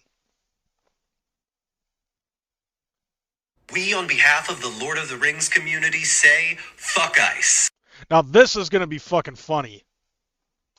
So this is the older millennial. He's one of the guys on TikTok that I love fucking watching because this dude's fucking breaks shit down and it's funny. Although there is no movie franchise in history more pro-border control than Lord of the Rings. Brother, do you understand why Minas Tirith, Minas Morgul, and Osgiliath even exist? Like, come on, brother, you're representing the Lord of the Rings community, so you must be really into the lore. I mean, like, how many times has anybody in this bitch fucking watched Lord of the Rings? Even the extended editions, you know? It's like the whole point of Osgiliath, Minas Morgul is, I think that's inside Mordor. But Minas Tirith, like, that is, like, right on the verge of, it's not very far away from fucking Gondor. But yeah, Osgiliath and Minas Tirith. Why do these three? Yeah, like, these two are the main areas that fucking are on the route to Gondor. Anyways. Do you understand why Minas Tirith, Minas Morgul, and Osgiliath even exist? Like, come on, brother, you're representing the Lord of the Rings community, so you must be really into the lore. Why do these 3 things exist? Why did they build Minas Morgul, Minas Tirith, and Osgiliath? Oh, look, it was border control for this fucking place. Yeah, and that place fucking sucks. Let's see, where, this stops any fucking entrance to the entire fucking Kingdom of Gondor. Like, these 2 small towns, Osgiliath and Minas Tirith, are what stops anybody from coming into Gohan or Gondor. Because Mordor fucking sucks. Because you got Gondor here, you got Rohan here, then he built these 3 fucking cities. Why did they build those 3 cities? Provide border control and prevent illegal immigration from this place. Because these people suck. This place, awesome. This place, Awesome. This little third world fucker right here, they literally built 3 massive fucking cities to stop them from immigrating. It is in men that we should trust to help stop Mordor. Not to mention, the whole backstory of Lord of the Rings is because of illegal immigration. You know, when Morgoth and Ungoliant went into Valinor and literally took it from a land of light to a land of dark. Bro, look, if you're going to be pro-immigration and anti-border enforcement, yeah, you sure as fuck can't use the Lord of the Rings to do it. That makes fucking sense. Like, I love the way that he fucking tore that down and fucking was just like, oh my god, bro. Like, the way he fucking tore that shit apart. And he did it in such a fucking nerdy way, too. I love that. I fucking love that. Like someone said the other day, people want to gatekeep the Juggalo world, but don't care enough to gatekeep our country. For real, though. And that's another thing, too. Like, I believe that Humble has probably said some shit hither and yon about fucking bitching about fucking people gatekeeping shit. Now, I'm not saying necessarily that he's trying to gatekeep me, but I guess instead of trying to fucking gatekeep me out of the fucking Juggalo community or Bash out of the Juggalo community, character assassination is pretty much the next best thing. And you can't necessarily fucking do that to somebody who doesn't give a fuck. I literally do not give a fuck about what he says about me. If anything, I'm actually explaining where he's wrong in this stuff while simultaneously taking accountability for the actual actions of what happened that he thinks didn't. You know what I mean? But he can't fucking gatekeep. And he also can't seem to fucking assassinate my character. No, I'm done. I'm just fucking closing that out. Hi, Swill. But you know what? I can continue. But no, we're talking about some other shit. No, like, I talked about this stuff that you just fucking missed, and then I read what Silver Stasher fucking said. So we're going to be going on to the next fucking video. Alright.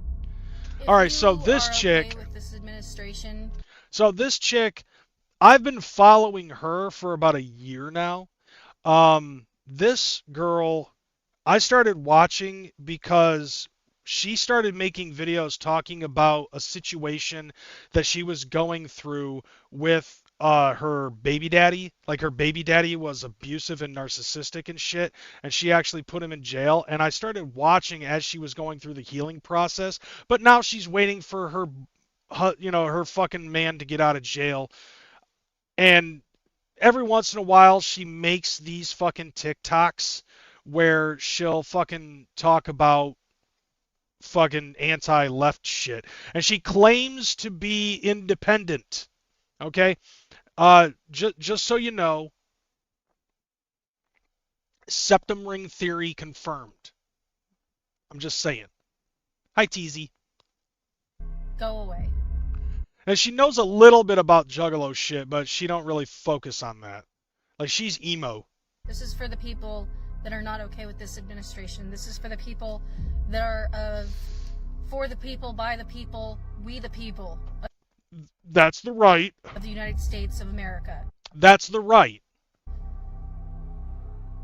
The Vice President just announced that he is going to allow ICE members, ICE agents, federal agents to go door to door to each individual house in America. No, that's not how it fucking works. No, it's not going to be like, knock, knock. Hello? Are you immigration? Well, we will answer the questions around here. It's not going to be like that. Like, they're not going door to door. I think, if anything, let's be real here. Okay? Let's be really fucking real. Okay? If you remember watching a fucking video that happened where a bunch of people ended up breaking into a fucking ICE truck, pulled out a black box, broke the motherfucker open, they were able to find bullets, weaponry, and a whole bunch of fucking papers that were basically confirmed illegal immigrants by a federal judge that they were able to find and try to arrest and deport. They're not going door to door. They already know where these motherfuckers are. So if they are going to door, they're going door to these motherfuckers that they're trying to arrest. And what are people doing? They're going into the streets and impeding traffic to fucking stop it from happening. All 50 states to go door to door and ask citizens for their papers. By the way, they are here in Grand Rapids now. Man, they don't have a motherfucking Cholito on the menu. Perhaps instead she can make for you a fresh slice of tomato on pizza, no? As a third generation American, this terrifies me. Why? You're a citizen. Why would this fucking scare you? You are third generation. You said it yourself. You were born in this country. Right? Right? If you have nothing to hide, then you have nothing to fear. Simple as that. Because my great-grandmother, God rest her soul, she came to this country when she was 3 years old from Czechoslovakia. Okay. I'm a third generation fucking German guy. Okay? I'm third generation German. My grandfather was first generation born here in the States. His his fucking parents immigrated, like, his parents fucking immigrated, and so did my great-grandparents on, like, his grandparents, and, yeah, so his parents and his grandparents also fucking immigrated from from fucking Germany, Dusseldorf, all the way here to fucking Michigan. I ain't worried. Yeah, deport crazy. So, like, if I don't have anything to worry about, you don't have anything to worry about. If anything, you are too worried about shit that doesn't necessarily apply to you. You know, if you have nothing to hide, then you have nothing to fear. As simple as that. To escape their civil war. Their civil war? You're talking about the Republican Party trying to start a civil war? Exactly. I don't want a fucking civil war. I just want a fucking Cholito. Just like Swill. I want a motherfucking Cholito, man. Fuck oof. I can't do it right. Back in the 1930s. Uh-huh. Okay? She was 3 years old. Yeah, wonderful, but, you know, oh yeah, that does bring up another fact. Try to fucking call me a Nazi when both of my grandfathers fought in World War II against the fucking Nazis.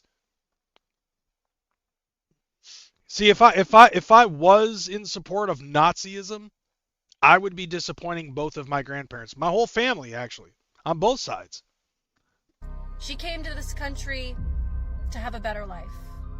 And now she's probably rolling in her grave because this country that she came to is no longer the country that it was. Hey, same here. And I was fucking born here. But I'm not the one that's going out fucking trying to tear my city apart. I remember when this fucking happened, when the Summer of Love fucking happened, and it filtered out into Grand Rapids, Michigan, and I was shocked and appalled at the things that I fucking saw in my own city. I sat here, I did a live stream talking about this shit, and I was like, I can't believe that this is the shit that people are fucking doing. It's like, during the day, most of the time, people were just protesting silently, but when the nighttime came, it was a completely different fucking ball game. But what you're doing is you're fucking fueling into the situation, talking about this shit on your fucking lunch break. This country is full of bigots, fascists, and racist people who want to destroy this country. Yeah, and every single one of them are in Black Republicans' DMs saying racist shit right now. I talk to a lot of people that are right-leaning, especially the blacks, and it is hilarious seeing some of the things that people say in their private messages. Because the left is supposed to be the fucking group of inclusion and tolerance, but the minute that they find out that a black person voted for Donald Trump, they're an Uncle Tom. They will spew the fucking N-word. They will do all sorts of fucking coons and all that other shit. It's insane. But then again, now that I think about it, I guess it makes sense why fucking Humble would be in support of that shit. For what it once He is fucking defending a person who called CPN the N-word. stood for. Freedom, prosperity, liberty, and justice for all. America, amen, in Jesus Christ. I don't believe in Jesus Christ. And now, it is not that. It is the exact opposite. It is chaos. It is corruption. It is greed. You know what's interesting to me is that a lot of the stuff that she's fucking talking about what America actually is a lot of the stuff that I see mostly on the left. Not saying that the right is completely fucking innocent of shit, because a politician is a politician. 50 politicians at the bottom of Lake Superior would be a good fucking start. And I specifically mean Lake Superior, because Lake Superior, old Gitchy Gumi, does not give up her dead. But like on the real here, it's like a lot of the stuff that I fucking see from my fucking perspective of shit when I look into politics on TikTok and shit, a lot of the stuff that she just mentioned, the greed and all, and dude, I fucking watched a video on YouTube earlier today where there was literally a fucking church that was broken into during a church service, and the pastor was fucking accosted by a mob because they thought that he might be an ICE agent. There was a guy who was sitting at a fucking diner that got pulled out of the diner and beat the shit out of in Minneapolis, Minnesota, because they thought he was a fucking ICE supporter. Jake Lang, the fucking dude who was protesting the Muslim community in Dearborn, Michigan, was protesting in Minneapolis, Minnesota, threatening to burn the Quran in front of hundreds of fucking people. What ended up happening? Well, this one I actually support because fuck Jake Lang. He is actually a racist. They pulled him off of the pedestal that he was on and beat the shit out of him. Nearly fucking killed him. Like at least 20 fucking fists to the skull. And he also ended up getting stabbed, which I personally think is a little bit too far. But they beat the fucking dog shit out of this dude. There was one dude that, like, I think it was the same guy that they pulled out of the fucking diner. Somebody tried to slit his fucking throat.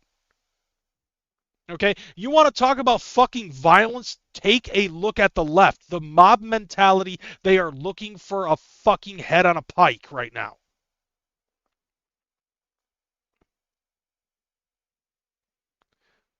So, O-face, continue. All. And now, it is not that. It is the exact opposite. It is chaos. It is corruption. It is greed. Okay, so we covered the greed, we covered the fucking chaos. Okay, this is the exact same shit. This is the exact same shit that happened during the Summer of Love. Okay? Over the George Floyd thing and all of that other stuff, and Minneapolis now, for the second time in 10 years, has turned to fucking chaos. Over some misconstrued situation. That's basically what fucking is going on. I saw the footage with my own eyes of the cop getting fucking struck by Renee Good's fucking car. Okay? She got fucking one in the head and fucking... I couldn't tell because she drove like a fucking woman afterwards. Yes, I am going to make that fucking joke. I don't give a shit. One of the people that mobbed was one of their own people. I saw that too, Stasher. And yeah, but yeah, like Like, basically at that point with the whole thing that happened with Jake Lang, like, fuck that dude. I think he deserves to get his ass beat. You know, no you, politics, basically. Now, as for the corruption, okay, let's be real here. What is one of the fucking things that Donald Trump ran on? Drain the swamp, right? He wanted to expose all of the fucking corruption in politics because he himself is not a politician, and he probably is the only one that was able to fucking do it because he's got money. Why does he fucking need to steal billions of fucking like millions of dollars from the fucking government? He already made his fucking money. He was already worth billions. You know what I'm saying? So basically, the idea of drain the swamp was basically to fucking do the shit that he's fucking doing, and it's exposing so many fucking people. It's exposing the fucking fraud that's happening in Minneapolis, Minnesota. It's exposing the fraud that Ilhan Omar is, the fraud that fucking Tim Walz is, the frauds that fucking ran this country into the ground over the last 20-some fucking years. Obama and Biden and fucking like, who the fuck else is there? You know, there's oh yeah, Pelosi. So many, and what's funny too is like so many of these fucking people, now that they've been caught with their fucking hand in the cookie jar, they are trying to do what they can to try to spin this all to make it Trump's fault while simultaneously ducking out and becoming lame ducks. Whatever they do at this point, they don't give a fuck. Tim Walz is a prime example. Tim Walz got caught with the fucking fraud shit, so what does he do? He ends up saying, I'm not going to run for fucking governor of Minnesota this time. It's going to go to somebody else. So he's passing the buck. He's now a lame duck. He can do basically whatever the fuck he wants without worry because, you know, like, but then again, he is getting fucking impeached at this point. All right, so like exposing the corruption. That's what Trump's fucking doing. Greed. That's what Trump's exposing. The chaos. Because the people on the left don't want to be exposed. And people like you are going to be the ones that are going to try to get all up in your feelings to fucking talk, you know, to try to fucking fan it a little bit even more. To try to get people on your fucking side. It's fucking stupid. It is war-ridden people, and it needs to fucking end. You're fucking on the wrong team if this is what you're worried about, dog. I'm just saying. We the people need to stand up against this government and take it over and dismantle it from the bottom to the top. What you are considering is an insurrection. It's not just rebellion. You are contemplating insurrection. There is a thing called the Insurrection Act that, I swear to God, the president is this close to fucking invoking. So please, repost this, share this with your friends. Oh, I'm sharing it with my friends, all right. But it's not the way that you wanted it to happen. Let's start an uprising. Because we the people are angry. We the people want this to end. Me the people is fucking entertained because I'm watching so many stupid motherfuckers flapping their heads thinking that what they're doing is justice when everything that they do is basically fucking obstruction of it. Okay, like ICE is doing their job. I see so many fucking people that try to argue this shit. There was one person I saw on TikTok that tried to argue that ICE is not police, so therefore they don't have to listen to ICE. Did you see what happened to the last person who didn't listen to an ICE official? ICE is a federal agency. ICE was formed in 2003. It is a combination of Customs and INS, in which INS has been around since 1933.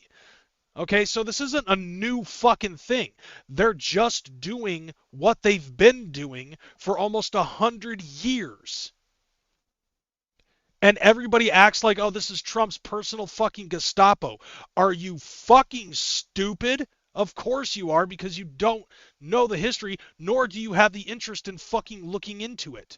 All you see is some group of people that is being led by Donald Trump, and you're letting your hate fucking get the best of you rather than your logic.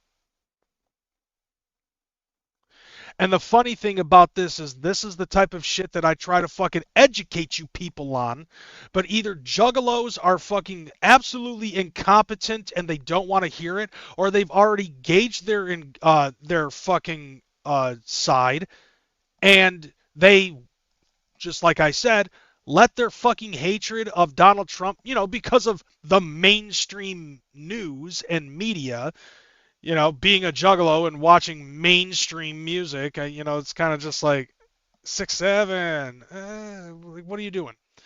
Like you're being indoctrinated to believe that one single man is fucking evil, and what his fucking voters are like little Nazis. They're like the police are fucking Gestapo and all this other shit. You are trying actively, without even knowing it, trying to create World War II. Are you sure this is before, but who is illegal on... Sure you heard this before, but who is illegal on stolen land? Well, everybody is illegal on stolen land, so it's a good thing that we acquired the land. And if we didn't acquire it, we conquered it. Motherfucking Kang the Conqueror up in this bitch. But, like, I don't hear anybody fucking argue. Like, that's the only... Dude, that's like a lame fucking low-hanging fruit argument in that situation. To me, I feel like that's a very fucking lame argument. And a lot of these people have very low-hanging arguments. It's not stolen land. Some of it we acquired, some of it we fucking took by force, because back in the day it was all about expansion and fucking being violent in order to do it. But we weren't violent against our own people, at least until 1860.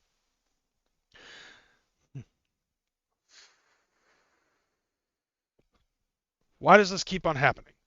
But anyways, like, they little use of logic. I got an image of a juggalo at a protest, and I know who it is. Trust me, I saw Mr. McEnhoes protesting as well. But, like, I still consider him a friend of mine. We may not agree with things on, politically, but I'm glad to know that he and I don't fucking let politics get to the best of us. Because, let's face it, either one of us is talking to both sides of a fucking brick wall. But what I'm trying to basically do is point this shit out. And don't hate on McEnhoes. McEnhoes is the homie. Like, I can't say bad shit about McEnhoes because there is no bad shit. We didn't steal it, the Freemasons did. No, we didn't steal it. We fucking took it over. And the thing though too is about taking over the fucking, like taking over certain parts of the fucking country and making it part of the United States. That I find interesting, that people could possibly be upset about us taking this from taking this land from natives when they themselves were fucking at war with each other all the fucking time. So I find that rather fucking interesting. So it's like, oh, they can do it, but we can't do it. Like, I don't know, that seems kind of fucking racist to leave out the whites. Like, we're not allowed to kill people? What the fuck? And if you want this to end just like me, let's fucking revolution. No. No. If you want this shit to end, then what you do is you let the federal government agency known as the Immigrant and Customs Enforcement do their job. Okay? Because they're not fucking pulling citizens off the street and disappearing them. Those motherfuckers are being detained because those motherfuckers are impeding on their job, and that's something that they can do.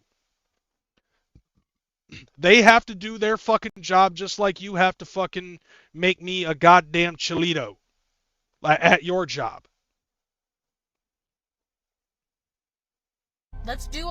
No, a Native American can't be a fucking immigrant.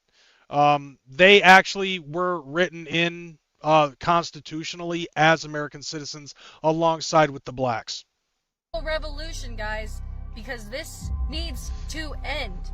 I do not want to be in this country if this is continuing for the next 20, 30, 40 fucking years. Then stop fucking fighting it. Just shh, just let it happen. Shh. That's really all you got to fucking do. You know, it's just as simple as that. Let ICE fucking do their goddamn job, and there wouldn't be a problem. Simple as that. You know, just like George Floyd, he should have complied. If this is where our country is headed, we need to end it now, because this is not okay. What they did to Renee Good, not okay. No, what they did to Renee Good, while not okay, was still fucking justified. Okay?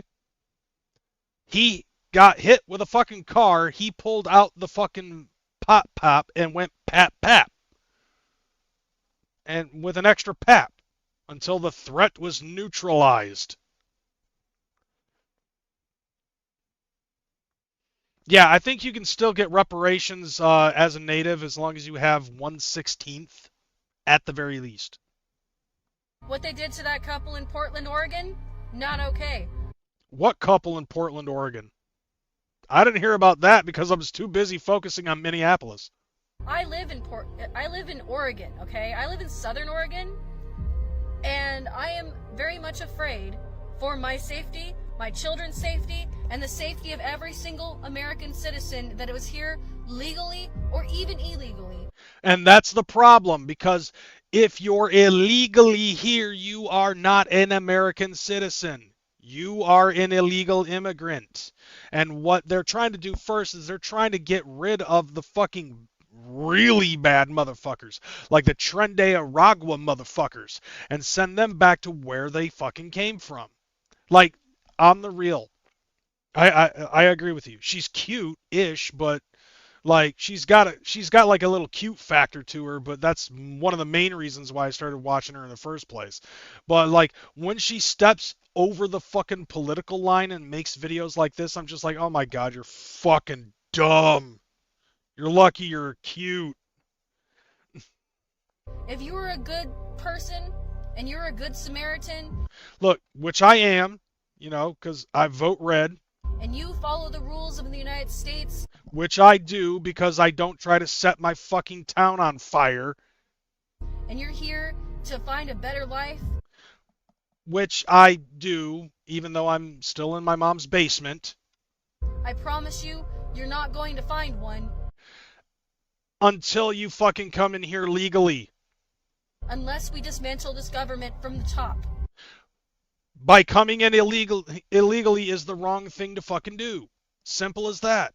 Okay? There are rules. Okay? Has the whole world gone crazy? Am I the only one who gives a shit about the rules? Market zero. You think I'm fucking around here? Market zero. Alright, it's fucking zero. It's a league game, Smoke. Hopefully you understand. To the bottom. Bottom to the top. Oh, you mean like drain the fucking swamp? Something tells me that this chick just might actually be a little bit more MAGA than she lets on to believe. We need to do this. Now. Are you gonna start this fucking revolution? Before it gets worse. Revolution! Viva la proletariat! Because it's gonna get worse, and it's going to get to the point where we are going to have federal law and martial law, and we're not going to be able to leave our houses. Okay, what you just suggested to usurp an uprising in your communities is exactly what will happen in order to get martial law. Like, are you fucking crazy or just stupid or full of shit or a combination of the three? Like, if you usurp a fucking insurrection, if you start an insurrection like you are fucking suggesting, that's going to cause Trump to pull out the fucking Insurrection Act. And then you're going to have a fucking problem. And then if you continue to fucking resist, then it's martial law. And trust me when I say nobody fucking wants that. I don't want to turn this fucking country into V for Vendetta. I'm not saying that it would exactly be like that beat by beat, but what I am saying is that what you're suggesting is contradicting the thing that you're trying to fucking avoid. Yes, exactly. If you just stopped, if you don't want, like, even fucking Vanilla Ice was ahead of his time. He said stop, collaborate, and listen. We're gonna have a curfew and Yeah, and it'll be your fucking fault for trying to have an insurrection. Rioting in the streets is not a fucking smart and safe way to fucking get your point across. You know why Trump is a fucking president right now? You know why Trump was a president in 2016? Because, and I saw this video, by the way, like, there was this woman who ended up fucking saying, do you wonder, like, why it is that when Biden was in office, you maggots were not fucking protesting like we are now? Because we had things good. And the real answer is like, no, that's fucking dumb. The reason why we didn't protest was because we knew in 4 years there was going to be another election. That's how you protest. You put your fucking vote in. You don't riot in the streets. You don't try to set Teslas on fire. You don't try to beat the shit out of and kill people. You don't try to fucking throw rocks through a fucking store and rob a goddamn Target. That is no longer a peaceful protest. And I said that fucking years ago. I said that when the George Floyd riots happened during the Summer of Love. This is not a peaceful protest. This is a fucking riot. And believe me, the LA riots were also a thing where you had to pull out the fucking Insurrection Act, over Rodney King. Well, actually, I don't think Rodney King had much to do with it, but you get my fucking point, because that did happen around the same time. But understand, child, that what you're suggesting is going to get the very same thing that you're trying to fucking avoid. How fucking stupid is that? Now, here's another video that I ended up fucking pulling out, and I feel like that this one actually makes a lot of fucking sense. So I watched a news reporter, I won't say what network, but I'm sure you guys can figure this out. It's either CNN, ABC, NBC, CBS, or fucking PBS. Oh, there goes my fucking camera. Give me a second. It is frozen. All right, here we go. Been seeing the clip. Ask why, when Barack Obama did his ICE raids, there was not the same level of agitation that we're seeing with Donald Trump's administration. Yes. So, I'm going to give you my objective and reasonable opinion based on my training and experience and 25 years of dealing with protest. Okay, like directly in an undercover capacity, in a uniform capacity on the front line. I'm going to give you my opinion based on that, not my emotions, not my feelings, not my pro-Trump or anti-Obama feelings or anything else like that. Look, I'm going to make it clear. If you have TDS and you've dug your heels to believe that everything Donald Trump is doing is wrong no matter what, this post is not for you. Just swipe. Now that I found interesting when he said that. I was like, if anything, that actually entices me to want to watch it even more. Nice little fucking psychological play there. If you are an ultra MAGA who believes Donald Trump can do no wrong, just swipe. Same thing.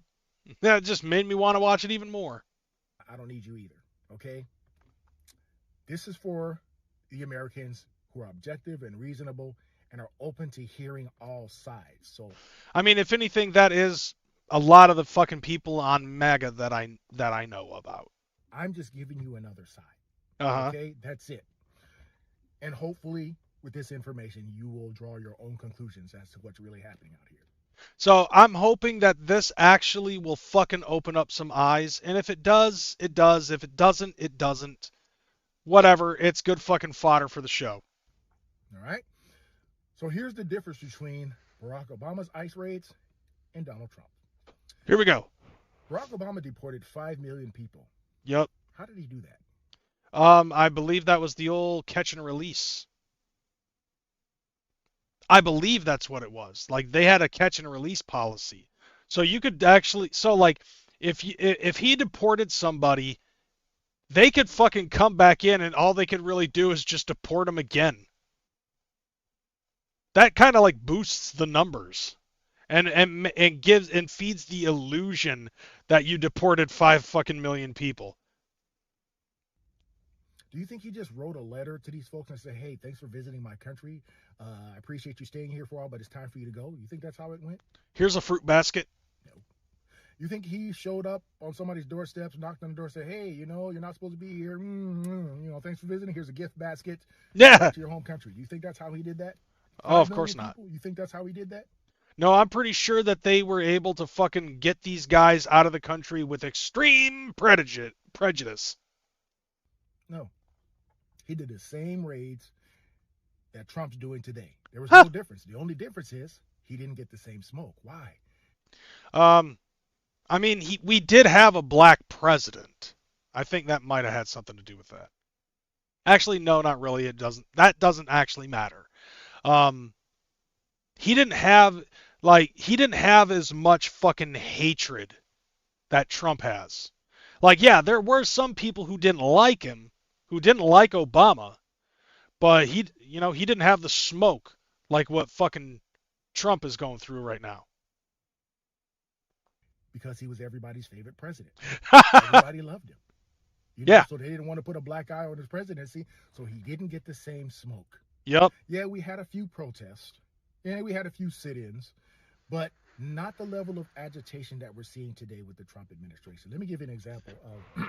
Oh, I could give you plenty of fucking examples about fucking agitation based because of people hating on Trump. And on top of that, like, bro, it is literally becoming it went from being a joke to a legitimate fucking sickness. There are motherfuckers who wake up in the morning and the first thing that they think about is how much they hate Donald Trump. That is basically the entirety of Kamala Harris and Tim Walz's fucking campaign was, at least we're not Trump. That was not a fucking healthy argument. Like, they had no fucking policy whatsoever other than hate Trump. Selective outrage. Uh-huh. Nancy Pelosi went down to the detention centers run by Obama. You remember the kids in cages photo that everybody was floating around trying to blame Trump for? Oh, yeah, I love to remember. We all know. I remember. We all should know that was under the Obama administration. The kids in cages thing was Barack Obama. Oh, yeah, and we ended up pointing that out when people started trying to throw that on our faces. That's why they don't use it anymore, because it's a dead argument. I think even the left knows that fucking the kids in cages thing was, in fact, Barack Obama. And they weren't pretty cages, not like the fucking alligator Alcatraz. That everybody was floating around trying to blame Trump for. I think we all know, we all should know, that was under the Obama administration. The kids in cages thing was Barack Obama. Yes, it was. Okay? And Nancy Pelosi went down to the detention center. And she was overcome with emotion on what she saw. And she expressed that, but she held her tongue. She didn't give Obama the same smoke she gave Donald Trump. She had the opportunity. That was her guy. Yeah, she had the opportunity to do so, but you know, that vote blue no matter who mindset was just like, okay, if I speak up about this, this is going to put a stain on our president and our fucking party. So let's just try to keep this under wraps. But then when Trump started talking about enforcing illegal immigration, Then they whipped that motherfucker out and were like, this is Trump's doing. No. Like, people fucking knew. That shit fucking got out publicly. So people already, like, a good chunk of people, even on the left, fucking knew that that was Barack Obama's doing. And people on the left actually even called that out. What happened to them? They got fucking ostracized. They got pushed out of the fucking blue club.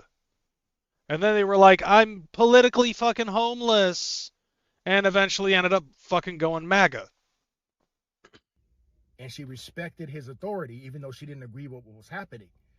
Right. You know, because you do actually have the capability to do that.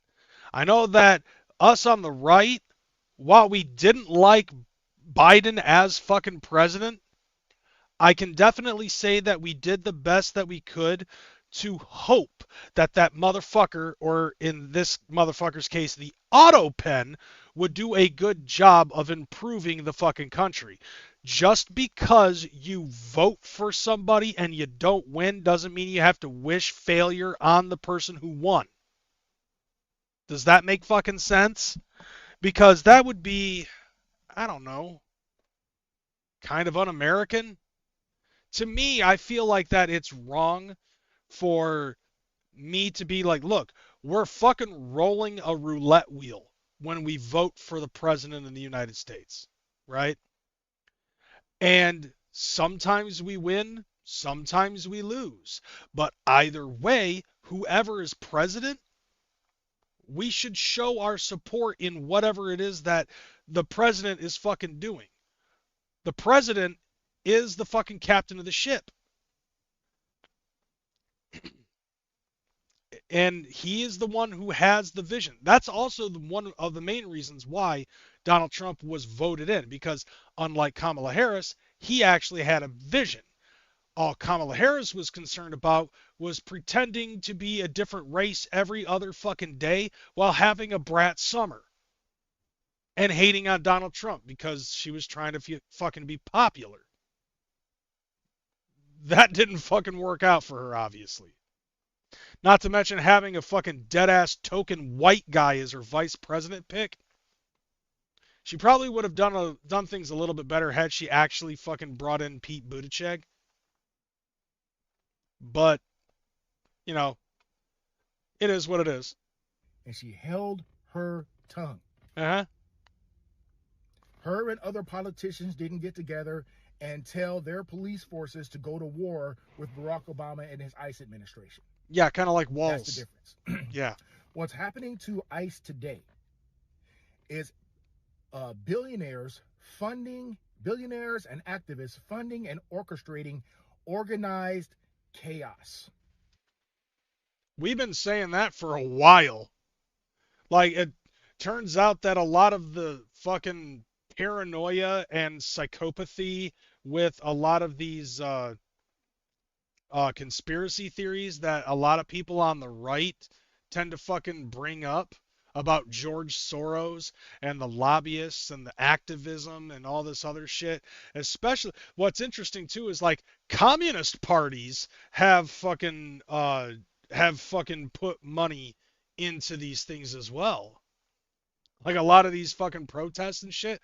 Like what was that abolish ICE thing that got like 2 million fucking people countrywide, nationwide, to fucking protest at the same time, and nothing fucking happened, by the way. Because like standing in front of a sign and echo chambering to an entire nation did not change a fucking thing. Especially since people on the left did not even take the fucking remote time to calmly and intelligently explain their side of the situation in order to coerce people, in order to, to come to their side and support the blue. Instead, what they did was they yelled, screamed, created fucking massive noise and chaos, and nobody understood what the fuck was going on. Hell, a lot of those people didn't even know why the fuck they were protesting. All they knew was that it was an anti-Trump rally. That's the difference. We fucking We fucking discuss shit with people and calmly and intelligently do our best to explain why what's going on in the world is fucking wrong. They don't. The people on the left instead fucking scream and throw temper tantrums and fucking, they got to clutch onto their fucking feelings bare or shave their fucking heads. And none of the stuff that motherfuckers on the left do in protest does anything. They want to scream at people and fucking throw ad homs at everybody. And racial slurs to the minorities when they don't make their point or they get their fucking way.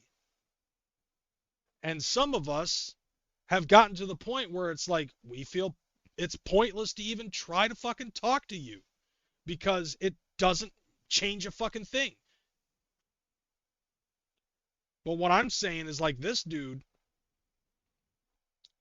a lot of the smoke fucking comes from, on Donald Trump comes from a lot of fucking people throwing bullshit ass rhetoric. And have you ever heard the phrase, if you hear a lie enough, you tend to believe it to be true? If you hear enough people spew the same fucking lie over and over and over again, psychologically, you will believe that it's true, even if you have no evidence to back it up. You can hear Trump's a racist, Trump's a racist, Trump's a racist from so many fucking people, and then you'll eventually fucking believe it, even though you have no fucking proof of Trump being a fucking racist. You can say Trump's a fucking pedophile, Trump's a fucking xenophobe, Trump's a fucking Islamophobe, all of these fucking things, and they're echoed in the echo chamber to a point where people start believing it and have the only source being, trust me, bro. I heard it from a guy who heard it from a guy who heard it from a guy who heard about it on the internet, so it has to be fucking true. Like, open your fucking mind and see what the fuck is actually going on, and you might tend to understand that not everything really is exactly what it fucking seems. Not everybody who yells the loudest is the most correct. Because their goal is to give the illusion and the political theatrics that the Trump administration in his eyes is failing. And his ICE is causing chaos. Which it's the same fucking ICE that's been around since 2003, and it's the same INS that's been around since 1931. Or 33, one of those, somewhere in that ballpark. When they're not. They're doing the same job they did under the Barack Obama administration. Preach. The difference is they're getting the smoke. Because Orange Man bad, resist. Do we recall anybody under the Barack Obama administration dropping off their child, shaving their head, getting in the car with their partner, and driving 6 hours to another state to lead a caravan to impede and block ICE officers? Honestly, this would probably be the first time I've ever heard of something like that, and it ended up being Renee Good. The very same person who I fucking joked about last week. And I did that primarily because of the huge level of absolute ridiculousness that this person fucking took place. I made the jokes. Well, for one, I didn't actually expect fucking Humble Among to fucking cry about it, because I didn't even know he watched my channel. But what I did fucking expect was people to fucking understand the ridiculousness of someone who is a parent of 3 fucking children driving 6 hours away from their children to impede traffic and obstruct justice, and then hit a fucking cop or a fucking federal agent with their vehicle and end up getting shot? Was it worth it? Was it worth it to your fucking wife? That's me being fucking serious. Instead, I fucking joke about it to be a little bit lighthearted because, well, I have a dark sense of humor from listening to fat rapping clowns for 30 years.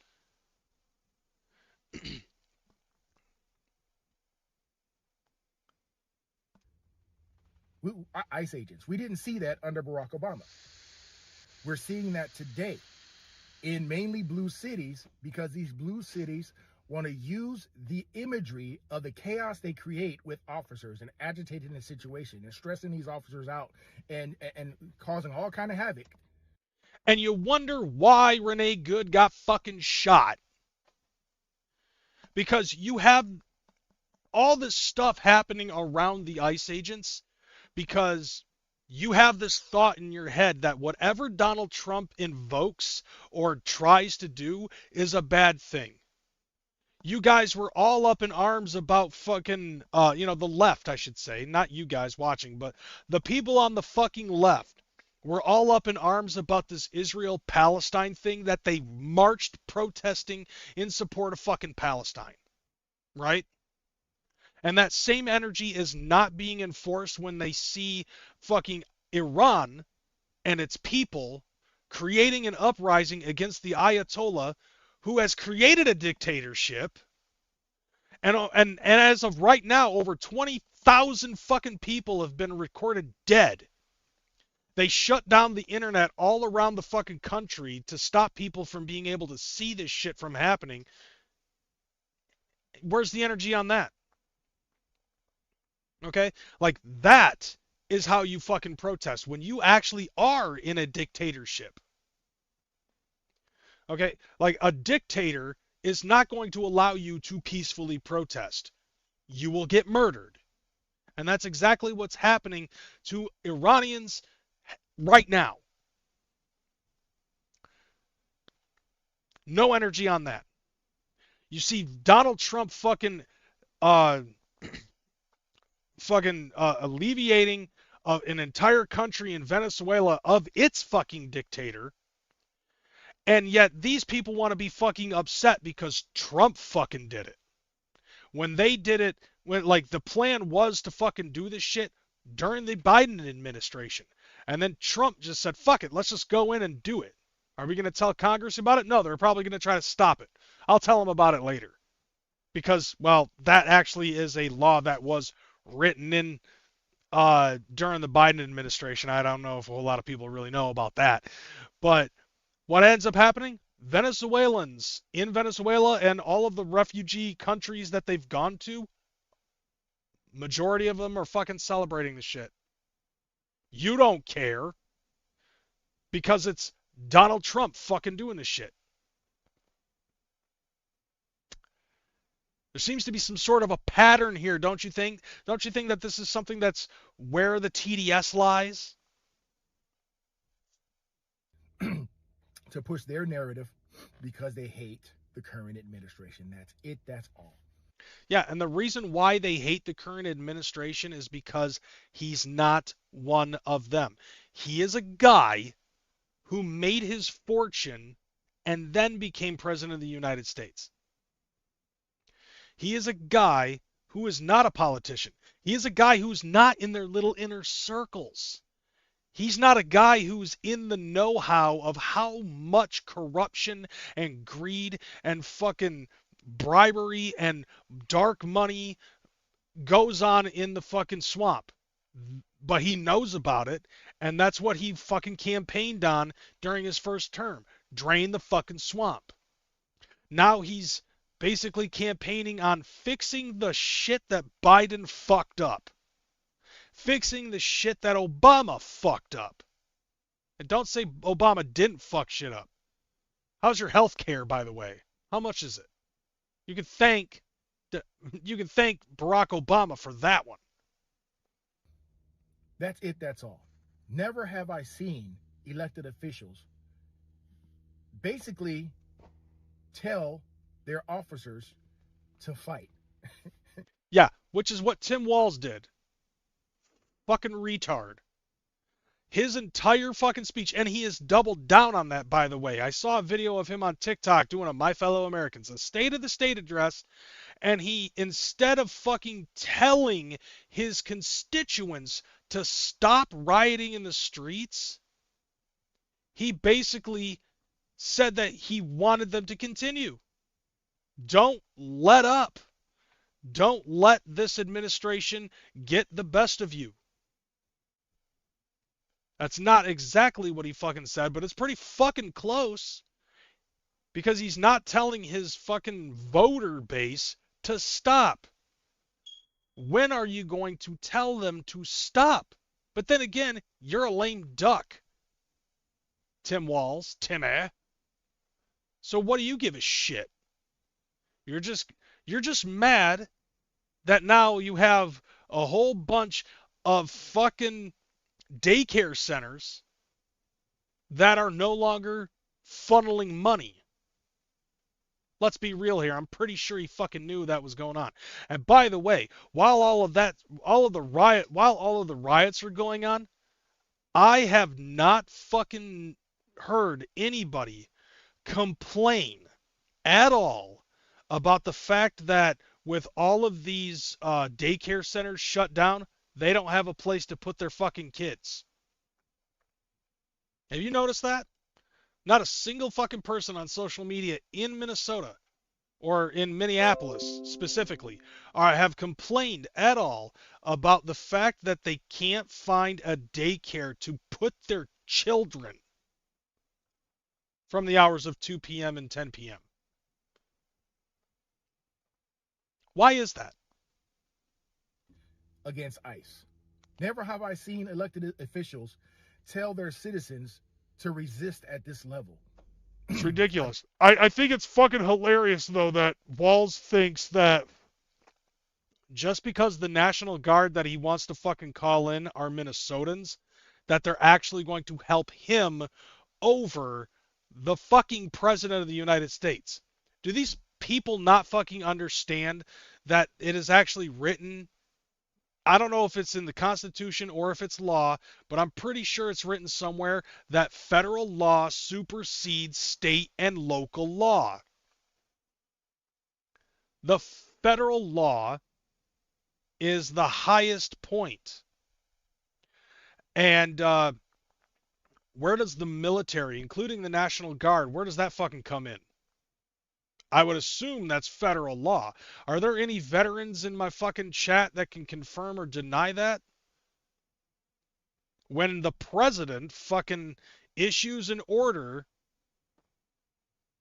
even if you don't like the president of the United States at the time that you've enlisted, you have to adhere to that order or you are considered fucking AWOL and you will go to federal prison for that. Am I mistaken? Is my know-how on fucking military when I have a bunch of fucking people in the military in my family, is it fucking wrong?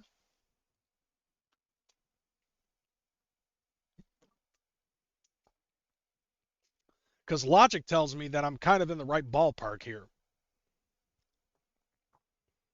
Never seen it. So that's the only difference between what happened with Obama's administration and what's happening to Trump. Mm-hmm. Is that there are people funding organized chaos to create the optics to you to cause you to lose faith in the current administration. If anything, it's actually strengthened it for me. And it's also provided me with a little bit of entertainment. I love watching stupid people being stupid on the internet. I mean, shit. If you wanted to turn ridiculousness into a fucking political show, this would... I swear to God, fucking Chanel West Coast could possibly fucking die of asphyxiation from all the fucking dolphin laughing that she would give. That's it. That's all, guys. You have to know this by now. Uh-huh. I've been working protests for 25 years. I've seen it all. I've worked it as an undercover officer for 2 years. I've worked protests. And I've seen how organized these people are. So that's when I talk to people. I'm talking from experience. I'm not talking from a political standpoint. Like, I'm just talking based off of what I feel is the logical solution. And if I'm wrong, and I will be more than willing to fucking open up to it. And so far, people haven't fucking said anything that I'm wrong about. I've had a couple of people tell me I'm wrong based off of, based off of what they've heard me say, but they haven't really gone much into a fucking explanation as to why I'm wrong. I've seen how organized. I've seen lawyers out there showing people how to avoid arrest or how to get out of jail or what to do. I've seen organizers telling people how to get out of holds with the police, how to get out of being arrested. I've seen this. I was actually pretending to be one of them. Uh-huh. Now that's how you fucking know. And now it's been turned up, it's been magnified, it's been strengthened, it's more intensified than I've ever seen it before. And the reason why that is because every time they've tried, it's failed or done nothing, and so they have to turn the volume up in order to get people to be louder and more aggressive and more intense. And that still doesn't work. And it's like I said with the last chick, you know, eventually fucking martial law and in the Insurrection Act, not particularly in that order, is going to fucking happen. More people are putting money into these types of protests. Once again, to create the imagery that you have a fascist president. Yeah, it's all smoke and mirrors at the end of the day. Like, it's political theater. And a lot of people really don't see that. That you're living under a dictatorship. Yeah, when we've already seen what countries actually are living under a dictatorship. And yet somehow the virtue signaling on the left, I don't know if virtue signaling is actually the correct word, but here, let me try to see if I can rephrase that. So, like, what I see on the left, especially with like Venezuelans in America that celebrated the fucking, goddamn, what's the word I'm looking for? The liberation of Venezuela. And I'm pretty sure that you got a bunch of fucking people with multicolored hair putting their hands over a Venezuelan's mouth and being like, shush, you don't know better. You're cheering a fucking dictator. Why do you think they're fucking here? Because they were trying to escape a dictator. But you and your feeble fucking leftist brain tend to think that you know more about their life and life conditions than they do when they've lived it. In all honesty, to me, I find that fucking disgusting. But I also do find it hilarious when these same people try to go and peacefully protest and it turns into a fucking riot and they start trying to fucking go up against police officials or like like federal agents or the military and they get their fucking heads beat in because they're stupid. Well, in my opinion, if it is a dictatorship, so was Barack Obama's. Boom! Obama was a dictator you liked. Trump's the one you didn't. Mm-hmm. But neither men are dictators, guys. Let's stop with this stupid language that we're using to describe, because this language you're using towards ICE agents and this administration and everybody involved is going to get what already has people killed. Yep. You know, they say words are violence, and they're the ones that are using most of the fucking words. And then basically it doesn't work, so they go to the next fucking step, which is to be louder. And then that doesn't work because your voice is no longer being heard anymore. Nobody on the right fucking cares. You're falling on deaf ears. So what happens? You got to get violent. And then, you try to fucking ram a Honda Pilot up a fucking federal agent's ass. You fucked around and found out. It's going to get people killed. Yep. So my whole thing is, I hate hypocrisy and I hate selective outrage.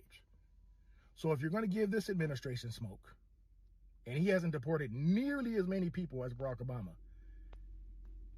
I want to see you give Barack Obama the same smoke. Right. Well, I actually don't. But just so I can respect you a little bit more, he should be in your conversations as well. I agree. I fully fucking agree with that dude, 100%. All right, we got one last video. I know I'm way over the mark. I honestly did not think that I was going to be on for this fucking long, but there was some shit that I had to fucking cover. So here's the last video of the night.